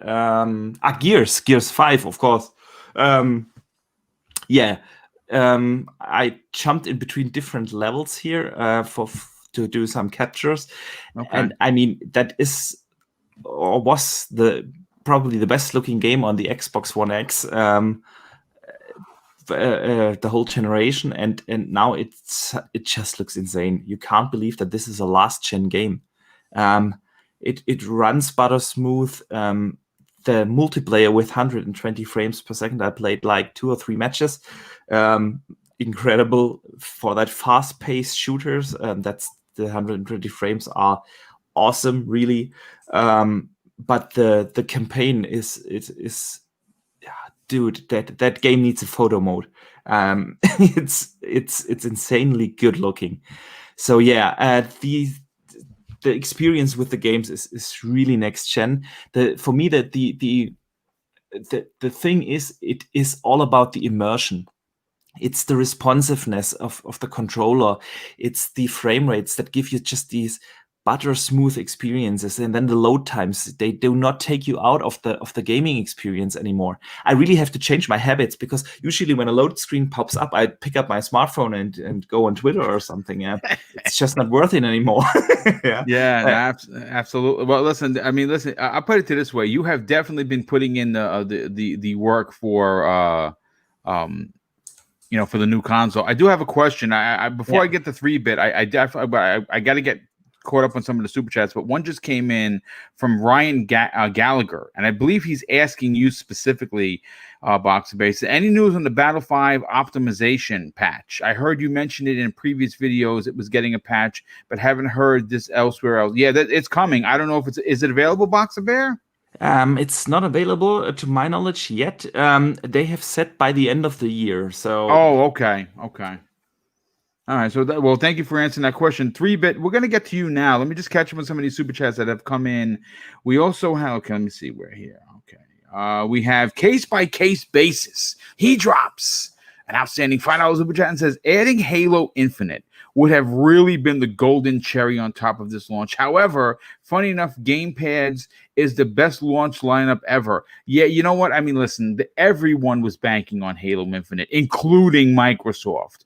But if you read, like I said, I don't want to give too much away because it's going to be the opening salvo topic for primetime gaming. Phil Spencer just did an interview where his candidness has once again come through, and he talks about 343, talks about Bonnie Ross, and he talks about more specifically what is actually happening with Halo Infinite. And I got to be honest with you, I read the article prior to going live, and it gives me extremely high hopes that this game is going to be okay when it's finally released. Pixel Bit G, another generous friend, drops an additional outstanding $5 super chat and says, I prefer Xbox putting innovation in the hardware and just improving the OS. Being familiar made my setup for 2 consoles seamless as it should be. Indeed. Bounty Boom, another generous friend of the show, he drops an outstanding $2 super chat and says, just here to show support, and I still didn't get my Xbox. Oh, dude, I'm sorry to hear that, bro. I hope you tune into one of your favorite stores and you just hit the add to cart button and you can get yourself a console. Crazy Horse drops a very generous $5 super chat and says, if you have an Xbox One, you can network transfer. It's better than re-downloading the game. Yeah, definitely going to save you some time for sure. I have to mention here something. Yeah. It's not completely true. Unfortunately, this only works for games that have not gotten a patch. enhancement patch. Yes. Every game that got an enhancement patch has to be re-downloaded completely. Yeah, I saw that with almost all of the games that I put in there. Some of the older stuff was like, okay, there's a new version. Do you want to update? Of course I want to update. I want the new version. So yeah, thank you for clarifying that. I got one question about that. Is it faster than just moving from your hard drive to your internal on the That Series X? depends on your hard drive. I mean, I have a external SSD, the Samsung T7, which is probably the fastest external SSD right now on the market. And it took me like 50 gigabytes of Gears 5 took me to less than 2 minutes to copy to my internal drive. So Wow. I doubt that can be beaten with the network transfer. But it really depends on the speed of your external hard drive and your network. Yeah, okay. Pixel Bit G drops an additional, very generous $2 super chat. Anyone notice some backward compatible games seem to be over 60 FPS? I've noticed the games, they seem much faster. I don't have the equipment to tell you how much faster. They certainly seemed faster. And of course, we just got Ryan Gallagher. 3-bit, what has been your experience so far with the Series X? What do you think? What are your thoughts on the OS? The UI, what do you think about the controller, the actual console itself? Do you think it's well designed? And what games have you been really putting down the bricks on? Yeah, so my initial impression, like, first off, let's start off with opening the box, right? I was like, oh. Wasn't it premium packaging though? I mean, Very really, the way premium. that they display to you opening is pretty incredible. Yeah, it was really awesome how they packaged the thing. It's like minimalistic, but it's just like amazing. I don't know. and so it was really good packaging, and I went in and started my experience with the Series X. And so I bought Assassin's Creed Valhalla and Watch Dogs Legion. Also, the Series X is a lot heavier than I thought it would be. So I would add that. But playing the rest of the upgraded games in Game Pass, because I'm pretty much broke from Valhalla and Watch Dogs Legion and Series X and my TV and then the PS5. So yeah, so it's broke season coming up. So I've been having a blast with the Series X. The games I played got better graphically, like a ladder. So that was really cool to see the potential and graphic fidelity of the system. I started off with Watch Dogs Legion. The lighting is really beautiful in that game. Some of the ray tracing on the cars was a little dotty. The reflections were amazing though. But I am spoiled. I want 4K 60 as a standard for every game from now on. Now that I think that you're going to start to see that. I mean, listen, I'm going to be honest with you. 4K 30, it's fine. It's fine. But I agree. I think that when you compare both games, and I think Zemi and anyone that's been playing Valhalla like religiously will be able to attest to this. When you go from 4K 60 on Valhalla and you drop back down to Watch Dogs at 4K 30, you're going to notice a massive difference. Yeah, so it was really weird jumping from that because that was the first game I played. So after that, I jumped to Assassin's Creed Valhalla, and then I was like, "Whoa!" I felt the difference, when that finished downloading. And that game was beautiful graphically, especially in the intro segment of the game. I won't spoil why, but great stuff. Lastly, I went to Gears 5. So that game is one of the most beautiful graphic games graphically beautiful games I've ever played. It's really weird how sharp that game is. It blows my mind coming from just know I'm coming from the Xbox One S, so that was amazing experience for me. I understand why Xbox is using that to showcase that game specifically, because of how crazy good it looks. Yeah, so I also played Gears in 120 for the multiplayer. I felt the difference personally from the 60. I wasn't sure I was going to notice the difference. I like playing competitive multiplayer games. That's the majority of my playtime goes towards like competitive multiplayer experiences. So I personally noticed the difference, which is good because I wasn't sure if I was going to. But my overall impressions are very positive. I like to jump around in games, especially if I get bored. So quick resume, when I was jumping in between these games, I loved it. It's a perfect feature for me because I have a very short attention span and I love jumping in between different things. Like I jump from Halo to like Super Meat Boy to Valhalla, Nice. back to Halo. So, the fact that it keeps all of your progress in the game as if it's paused is amazing. And I have a pretty huge library of games to get through. I have about 200 games on the Xbox, so it's a pretty big backlog. I'm a sucker for a good sale. But the last thing I'll note is the first 2 days, the downloads for my games were pretty slow. I've seen some people had that experience as well. It was pretty fast when I was downloading some games today, so I don't know if that was just the server getting overloaded with a lot of people coming in. But yeah, overall, very positive experience. The only problem I had was the downloads were pretty slow, but the UI, let me get into that. The UI was, to me, great. It's responsive, it's fast.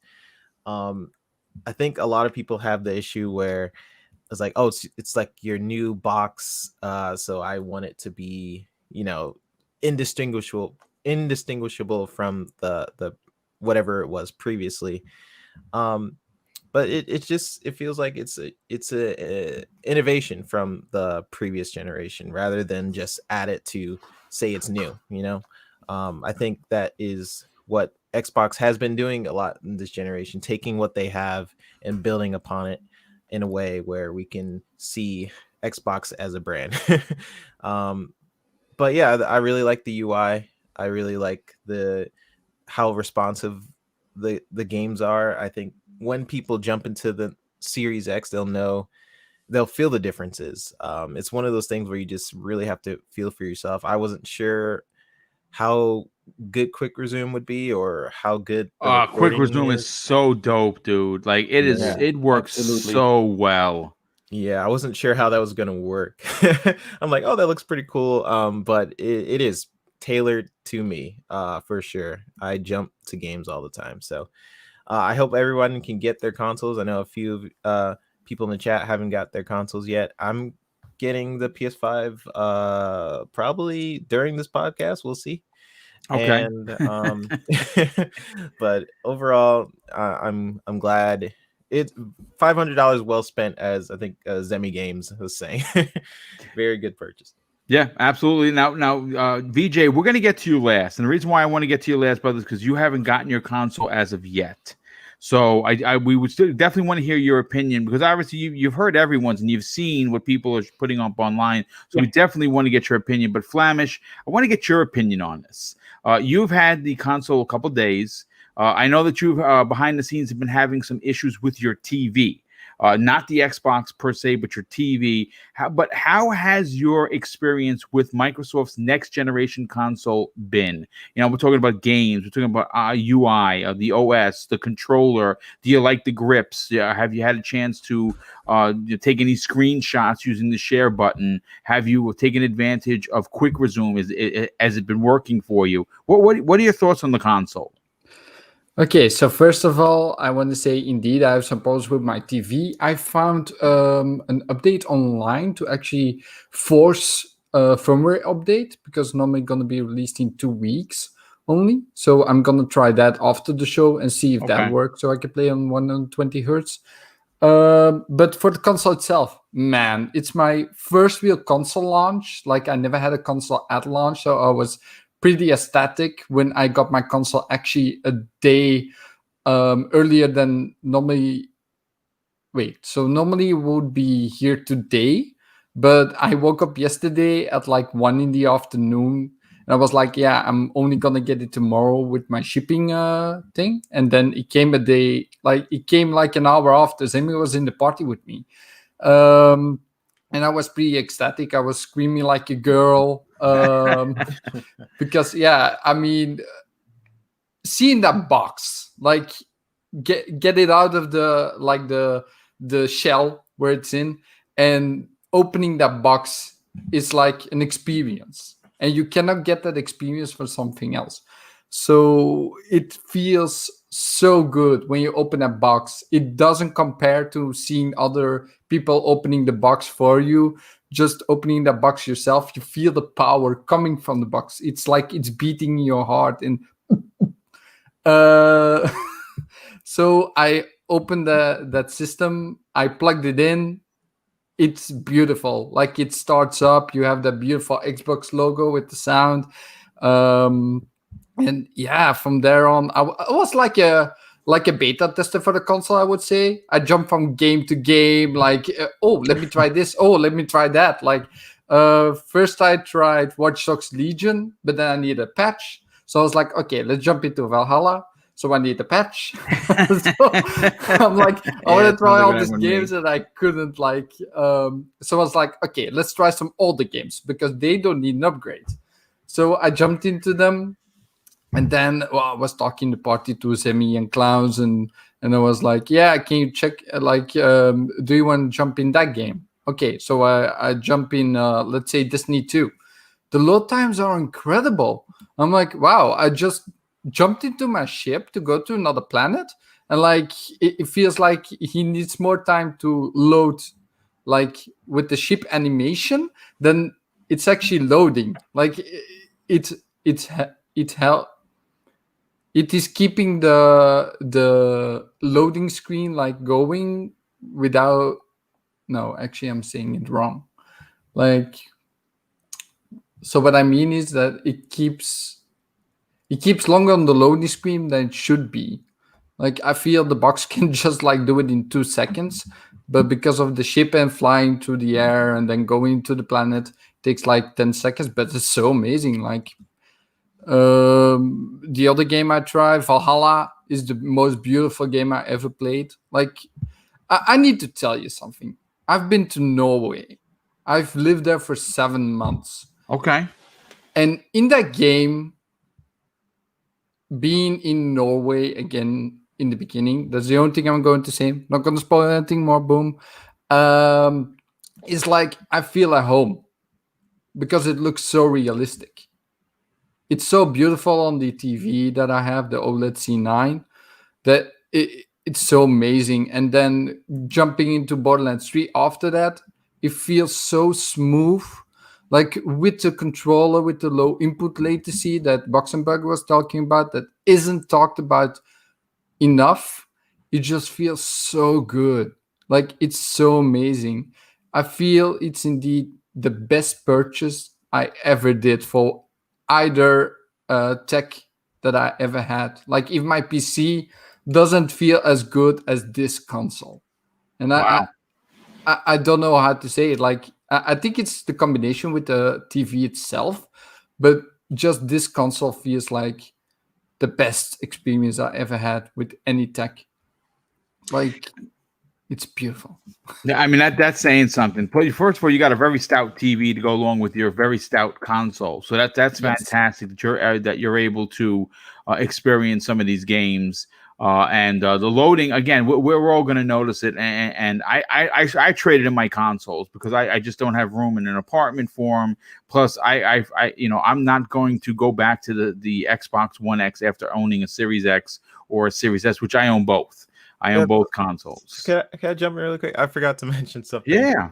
The last generation games that was upgraded by the Xbox One X's optimization, because a lot of those games are 4K because of the Xbox One X, really benefited with the Series X on, like, the Series X basically on top of the One X optimizations, because those games being backward compatible with the One X really made a difference. It's just like I jumped to The Witcher 3, for example, and the loading times for when you're jumping to the different places on the map, there's like 1-2 seconds maybe.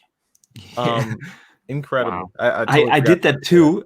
It's so funny because they have a little animation when you do that fast travel. They have a little animation for the map to pop up, and the game now actually loads faster than that animation is. So it looks kind of as you like have a bug or something. It yeah, like flashes. skips or something. It's like it looks like just skips to, I don't know. It's very cool.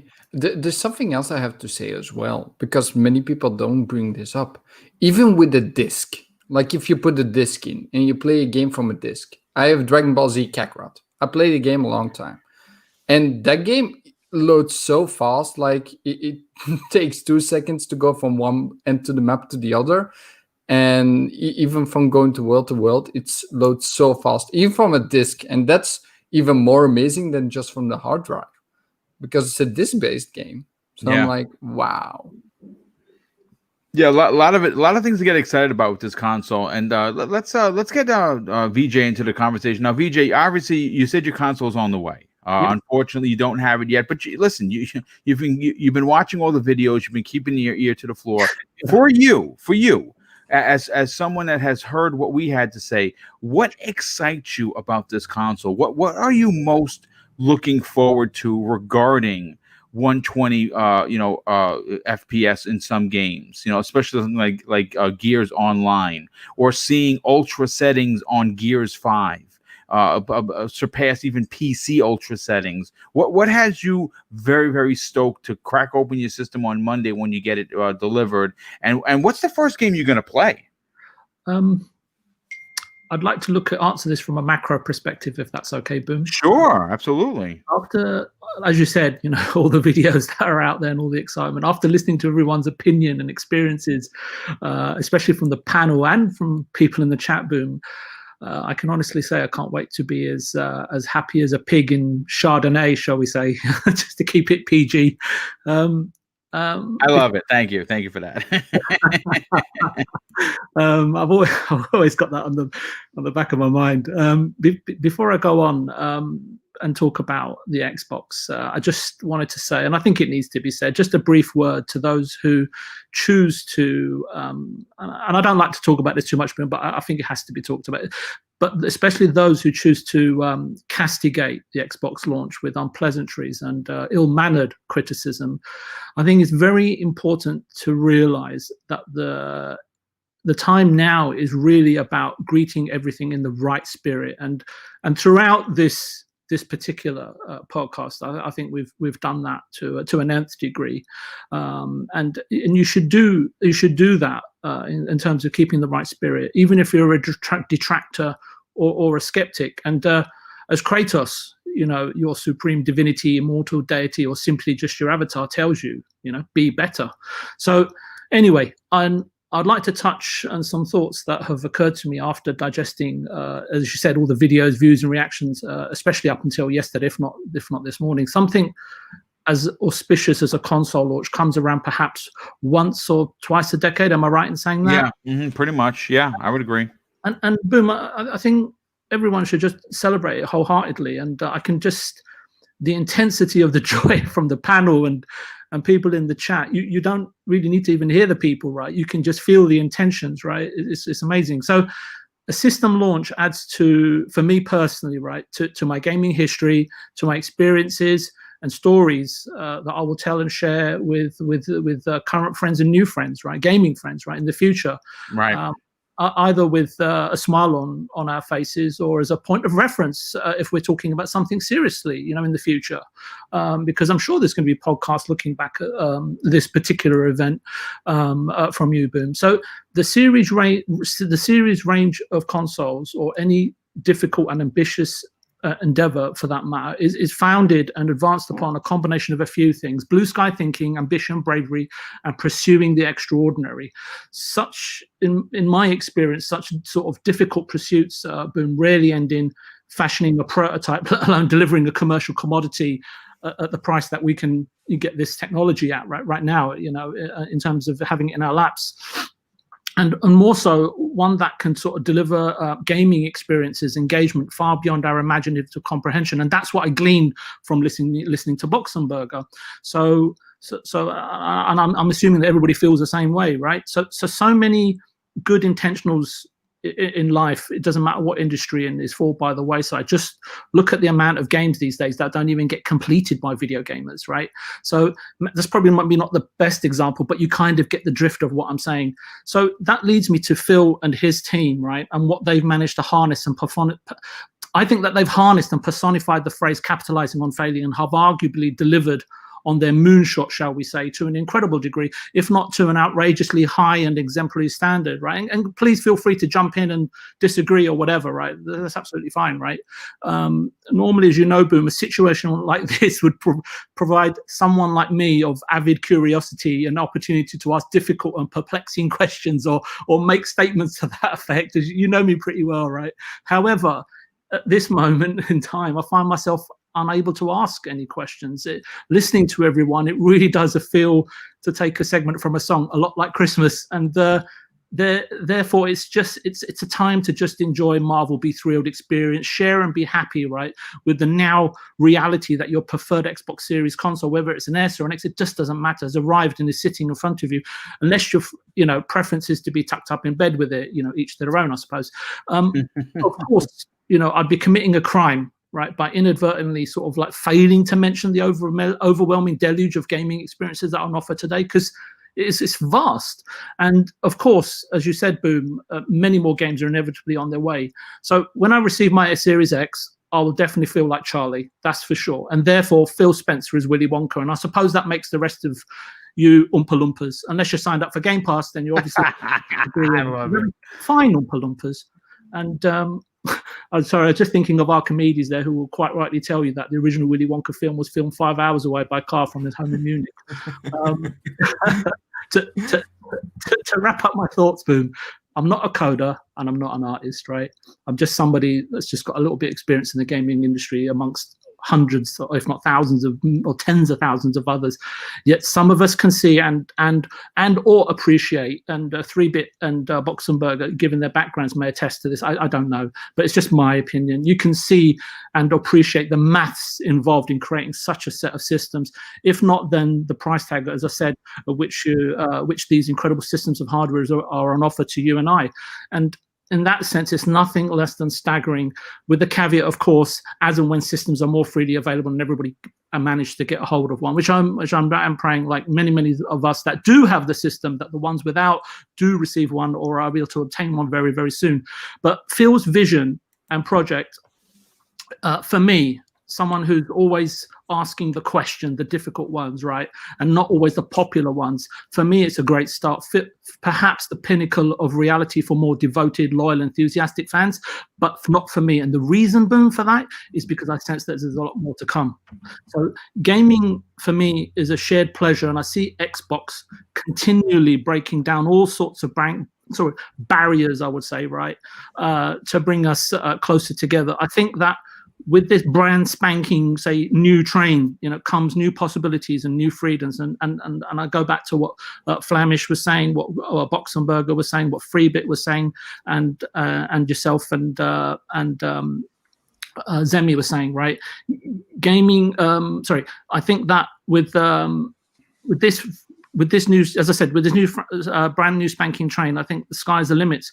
Perhaps Phil's blue sky thinking will forge the way, right, to a continual and eternal blue sky. Anyone who's played Ghost of Tsushima will know the reference, but I'm very much looking forward to the promised land.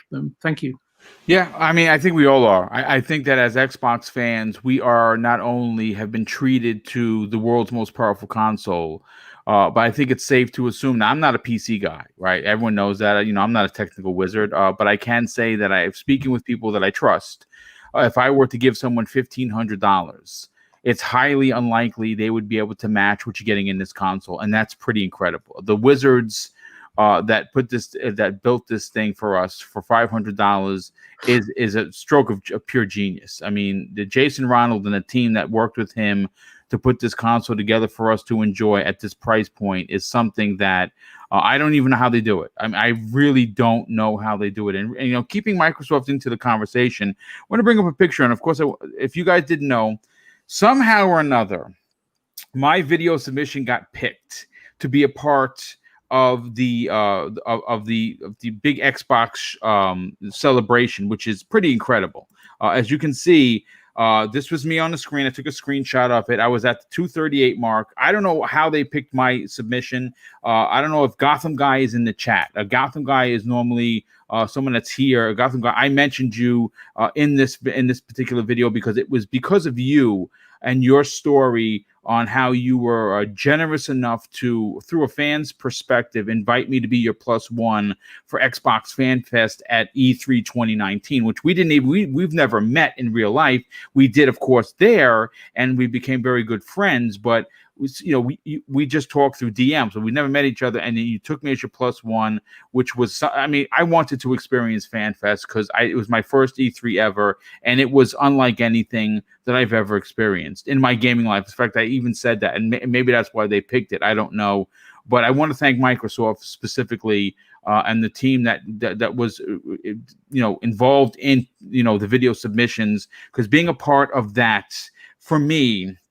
And this is a very small channel. It's such a big deal because now I can honestly say, that I will always be a part of this, about the Series X launch, and it's pretty epic. Again, people were DMing me about it, and I'm like, "What are you talking about? Is the Xbox Factor podcast involved?" I would have been even more excited. But the video submission did get picked, and that was pretty epic. So I wanted to share that with everybody if you didn't know.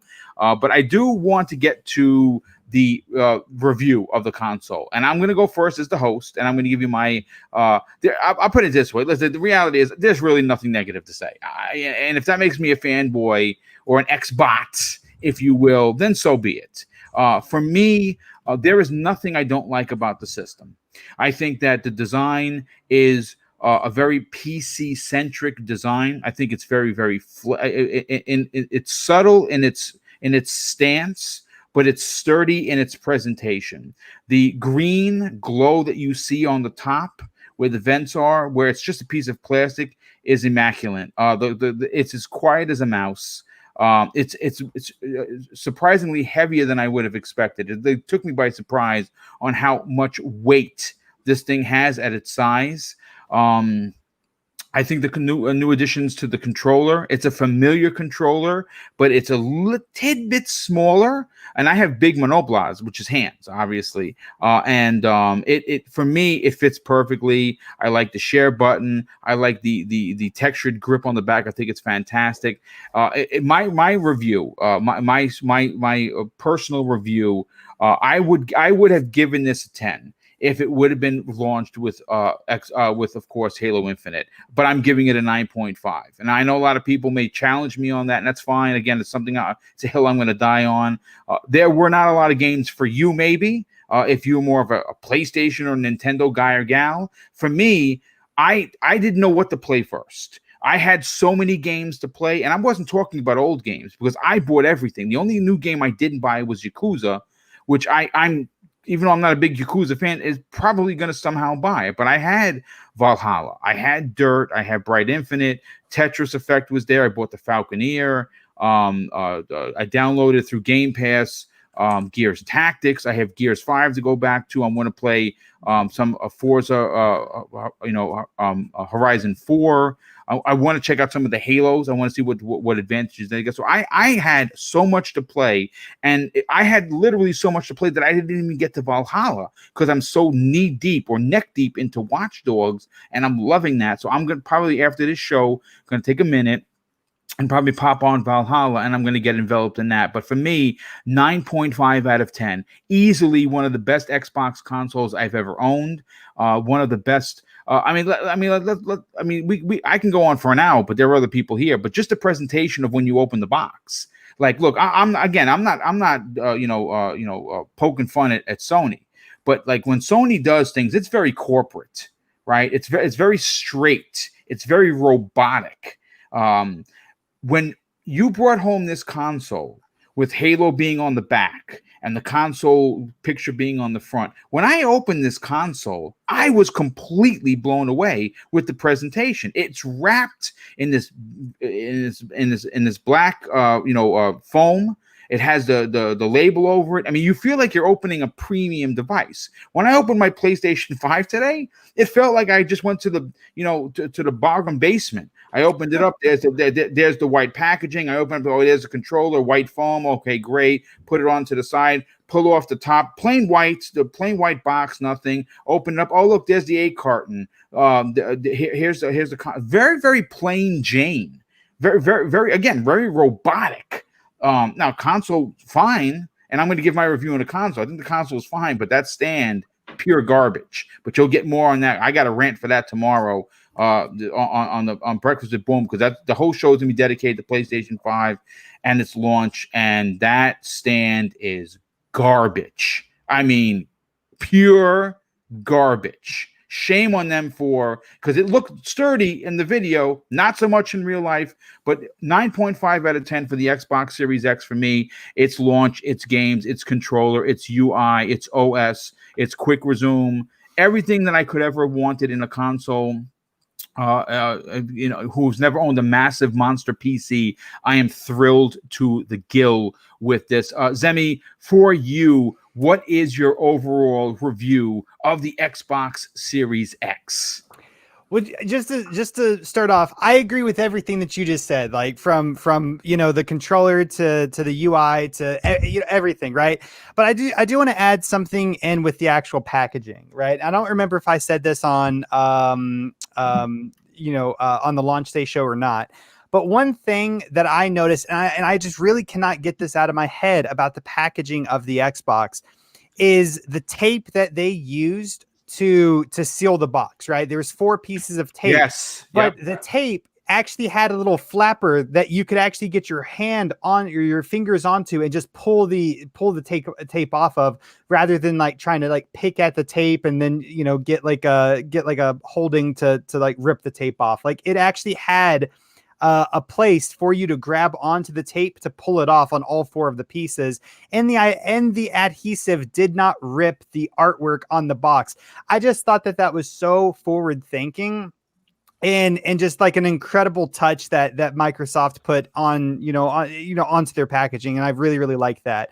But as far for my score, I really do not like giving scores. I would rather people judge the console off of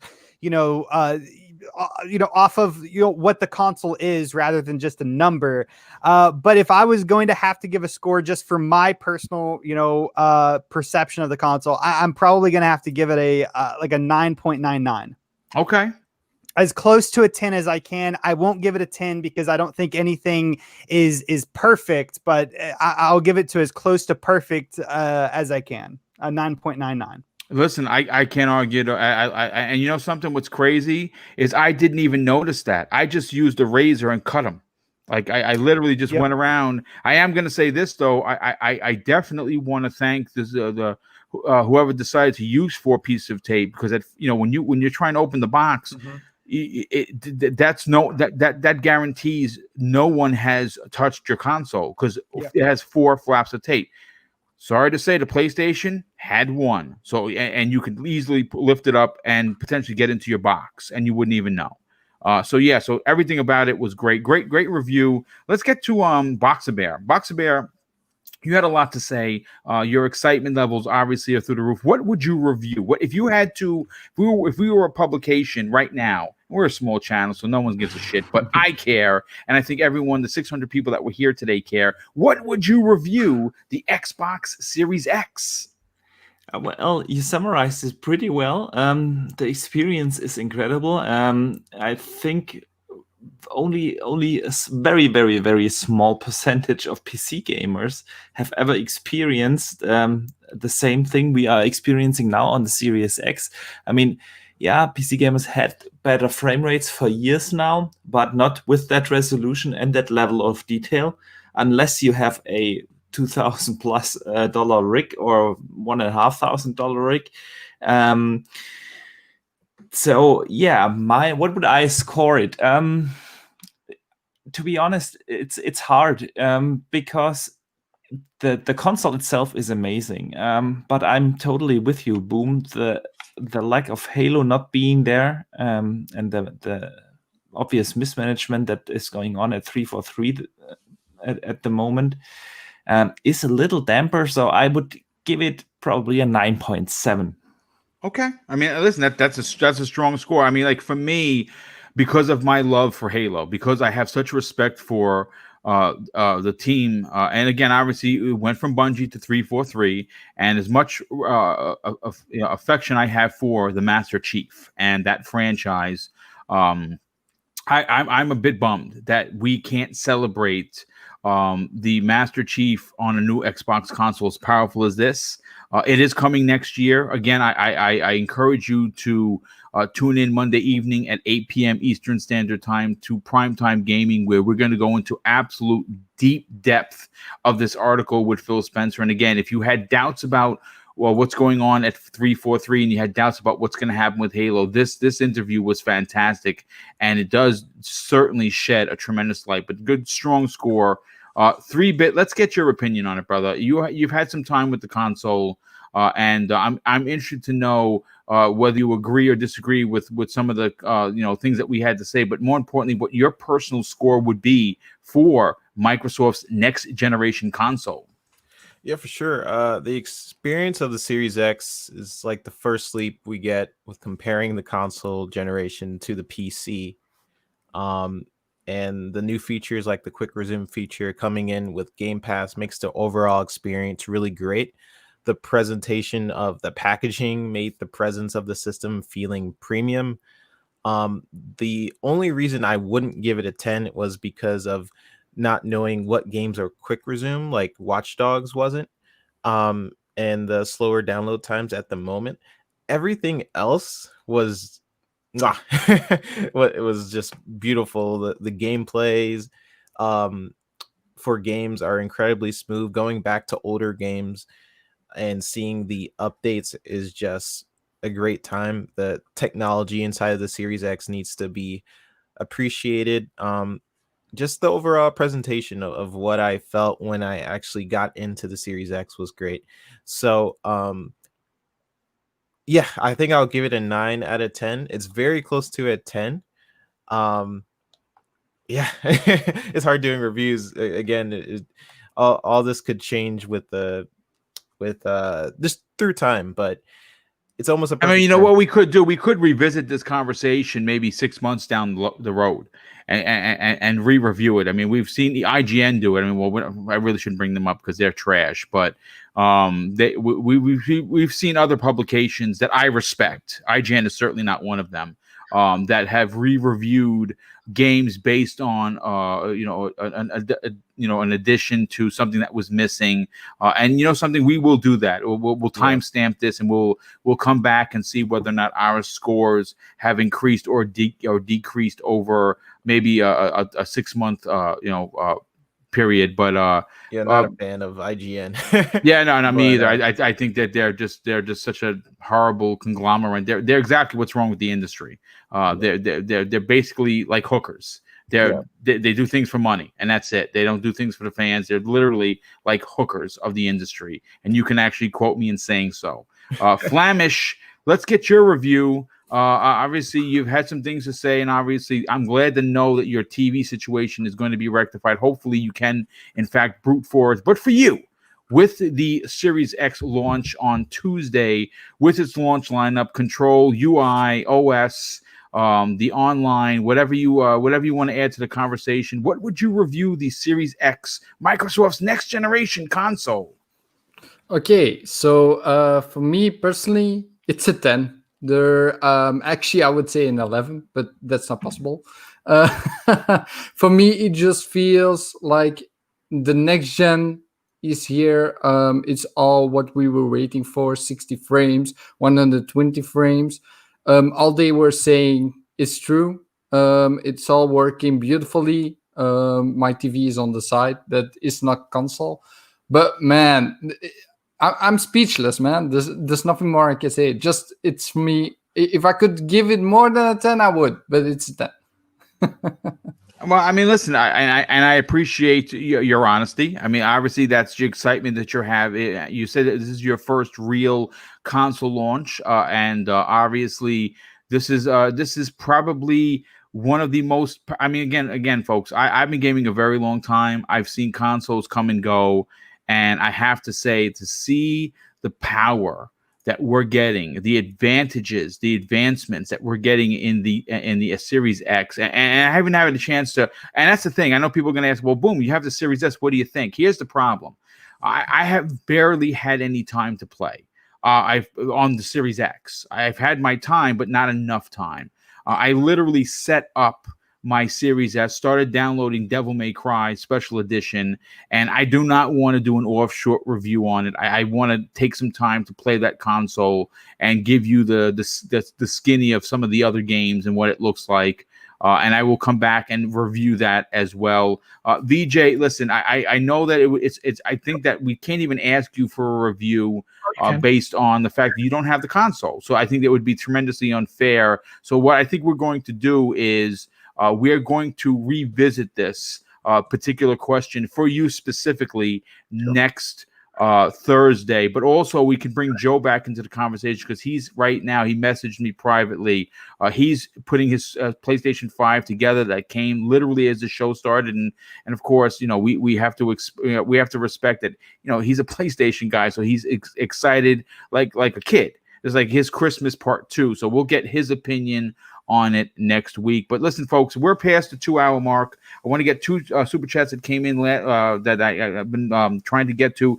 Very generous friend of the show, and one of which that won a $65 code in the contest that Mrs. Boomstick, myself, and my brother put together. Daneros drops an outstanding $5 super chat and says, didn't get a console, but I can still play most of the new games. No console left behind was a great idea in my opinion. Thanks again for the gift cards. My pleasure, brother. My pleasure. Enjoy and buy whatever that that you fancy. Hopefully it was the game that you wanted. We have DevTech drops a very generous $5 super chat and says, Best Buy screwed me over and sent my console late Monday. and I'm only receiving it today. If UPS would just hurry up.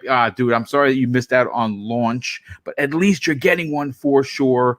But listen, let's get to the outros, and we'll get everybody out of here. I want to thank the 600 plus people that were here today. I want to thank, of course, the extreme generosity that continues to be bestowed upon me. I'm always humbled by the amount of super chats that come in. Honestly, I don't feel like I'm owed anything. So the fact that you support Double Barrel Gaming is tremendously encouraging for me to keep pushing the envelope on getting extreme amounts of content out to you guys and gals. Of course, I want to thank Lethal Papa, who has been very busy.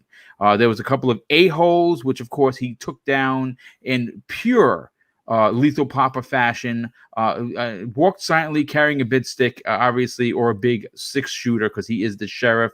And of course, anyone else that is a moderator that I missed, I want to thank you for the tireless work keeping this chat safe and fun. So Zemi, we'll start with you, brother. Obviously, tomorrow is not a no-go for, of course, hearing you battle cry, because you're going to be playing Call of Duty all night, and we will revisit that probably the following Friday, and that's cool. Tell everyone where they can follow you on social media, but more importantly, check out your YouTube channels. Yeah, absolutely. So my first YouTube channel is called Zimmy Games, where I post a bunch of gaming content, Xbox tutorials go on there. And I'm actually going to be getting heavily into doing a ton of Xbox tutorials here soon. But I also post gaming news and game reviews as well over there. And then I also have a second YouTube channel that has one video on it, and I've pretty much all but abandoned it. But if you want to go check out that YouTube channel with the one video on it, it is a cooking channel with a video of how to make a 2-ingredient pizza crust. And by the way, the pizza crust is really good. And if I ever pick up that YouTube channel ever again, I'll probably, I will be, putting cooking reviews and food reviews, or cooking recipe videos and food reviews on that channel if I ever pick it back up. You guys can also go and follow me on Twitter at Zimmy Games. And I say this during every show, and I absolutely mean it. If you heard something during today's show that I said that you agree with, or even if you disagree with, always feel free to throw me a DM on Twitter.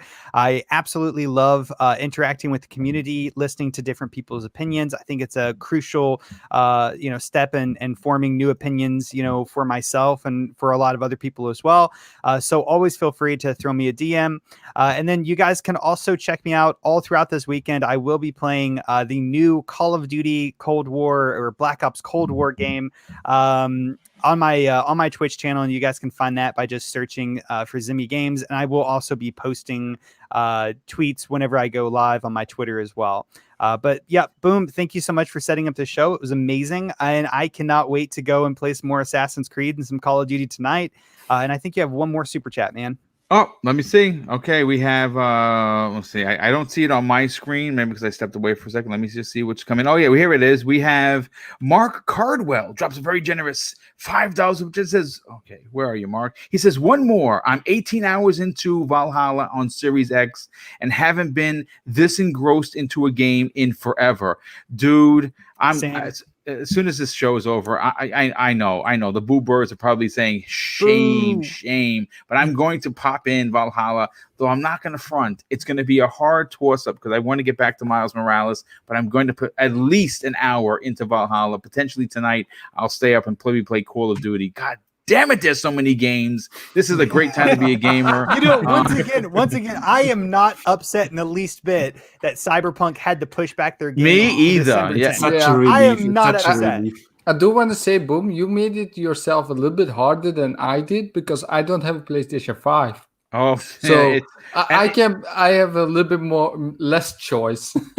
Yeah, you know what? But you know what's crazy, folks? And you're gonna laugh at me. I honestly cannot wait to play Bug Snacks. I really want to see what this game is about. And I know, and listen, it's a free game, so I want to see what Bug Snacks is all about. And I'm probably gonna put some video up on that as well. Let's get to Boxer Bear. Boxer Bear, do me a favor, brother. Tell everyone about your incredible and incredibly growing YouTube channel. You've seen some real success in 2020, and for good reason. You've been putting out massive amounts of content and quality content in that. Tell everyone about where they can reach out to you on social media, but also check out your YouTube channel. Well, thank you for the outstanding compliment. Yeah, you can find me basically everywhere at Boxenberger, YouTube, PlayStation Now, PlayStation Network, and Xbox Live, and of course here on YouTube. yeah, my YouTube channel has been a success so far. Couldn't be happier about that. And I've already uploaded my well, I wouldn't call it a review for the Xbox One X because I'm not doing a classic console review. There are enough of those out there. I did go into some of the biggest launch games that we talked earlier in the show, and then yeah, I tried to highlight what makes the gaming experience feel next gen. So that video is already up on my channel. Go check it out, and if you like it, yeah, I would appreciate a sub. And yeah, I can't wait to be on the next show, Boom. Thank you. Well, I mean, listen, I definitely appreciate you being a part of this show. Like Zemi Games, you guys both bring a tremendous amount of worth and depth to this show, and we're happy to have you. We'll go next to a 3-bit. Dude, obviously, you being a part of this program, once again, is big for me. I'm hopefully that it helps you grow your YouTube channel. Love the passion that you bring and your excitement. You can hear it through the mic how excited you are for this. Tell everyone about your YouTube channel, but more importantly, where can people reach out to you on social media? So you guys can follow me on YouTube. It's the Video Games HD, and my Twitter is the VGHD. Thank you to the Xbox Factor podcast. And VJ, it's good to have you back, man. It's always good bouncing off of your energy. And thanks to the chat. Well, thank you, brother. And again, it was great to have you on. And of course, speaking of VJ, it is great to have VJ back because he has a way of explaining things. Now, I know he says himself that he's wondering if he's being too long. And I have to say that no. You bring, a tremendous amount of thought-provoking conversation to the way that you adequately break down certain subjects and topics. So we love that about you. Tell everyone where they can follow you on social media, but more importantly, what other shows are you hanging out on?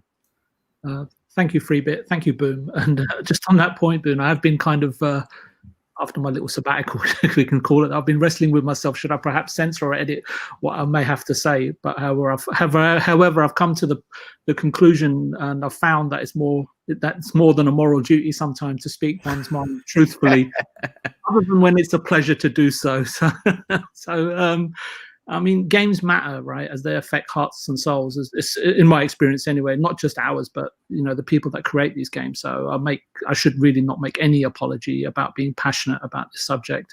With that said, you can find me on various podcasts and at Viewpoint Gaming on Twitter, or please feel free to contact my agent, Mr. Boomstick. Well, listen, dude, obviously having you back is big. I definitely appreciate it. And you know what you missed, dude? Like I said, I know that you sometimes doubt yourself, but don't, because you do bring, again, thought-provoking conversation to each of the shows that you're on. And I think it is always great to hear what you have to say. And in closing out, last and no way least, our special guest of the evening that wanted to be here, and I'm glad he was, Flamished. Thank you so much for hanging out with us for over 2 hours. Glad you could be here to give us your incredible opinions about the Series X. Tell everyone where they can check you out on YouTube, but more importantly, where could people reach out to you on social media? Yes, so first of all, I want to thank you, Boom, for actually having me on the show again for the second time, because it was a little bit short notice, but I was like, man, I'm on no show. I'm now like, I really want to have my excitement somewhere, So I really want to thank you for that. So you can find me on my own Twitter. It's my name, Gregory Gooivaert. It's under my logo there. Also, you can find me on 4 Guys with Quarters, that channel from Clowns, as a co-host, doing some interviews. We have some upcoming interviews as well with some other people. Clowns knows a lot more about that, so it's not really my thing to say who's going to be on the show. And then also my own YouTube, of course, Flemish, where I'm going to be actually this Sunday. I have a special show with God's Creek from the trail that was actually at the end of the launch celebration live stream that Xbox did. So I'm going to talk to him and Lupa this Sunday. Nice. So it's going to be a great show. That's at 4 p.m. EST. So it's going to be great. Launch is here, guys. Enjoy it. And for the people that have to wait a little bit longer. It will come, man. Just wait that little bit longer, and it just feels like a victory when you get it eventually. So. Well, listen, I want to thank everybody for being here. This has been great. Fantastic time. Listen, again, if you are new to the channel, we want to say welcome. Everyone is welcome here, regardless of what flag you fly. We're all gamers. Yes, we do, specifically like Xbox the best. But like if you follow me on Twitter, you see I just posted a ton of PlayStation 5 stuff.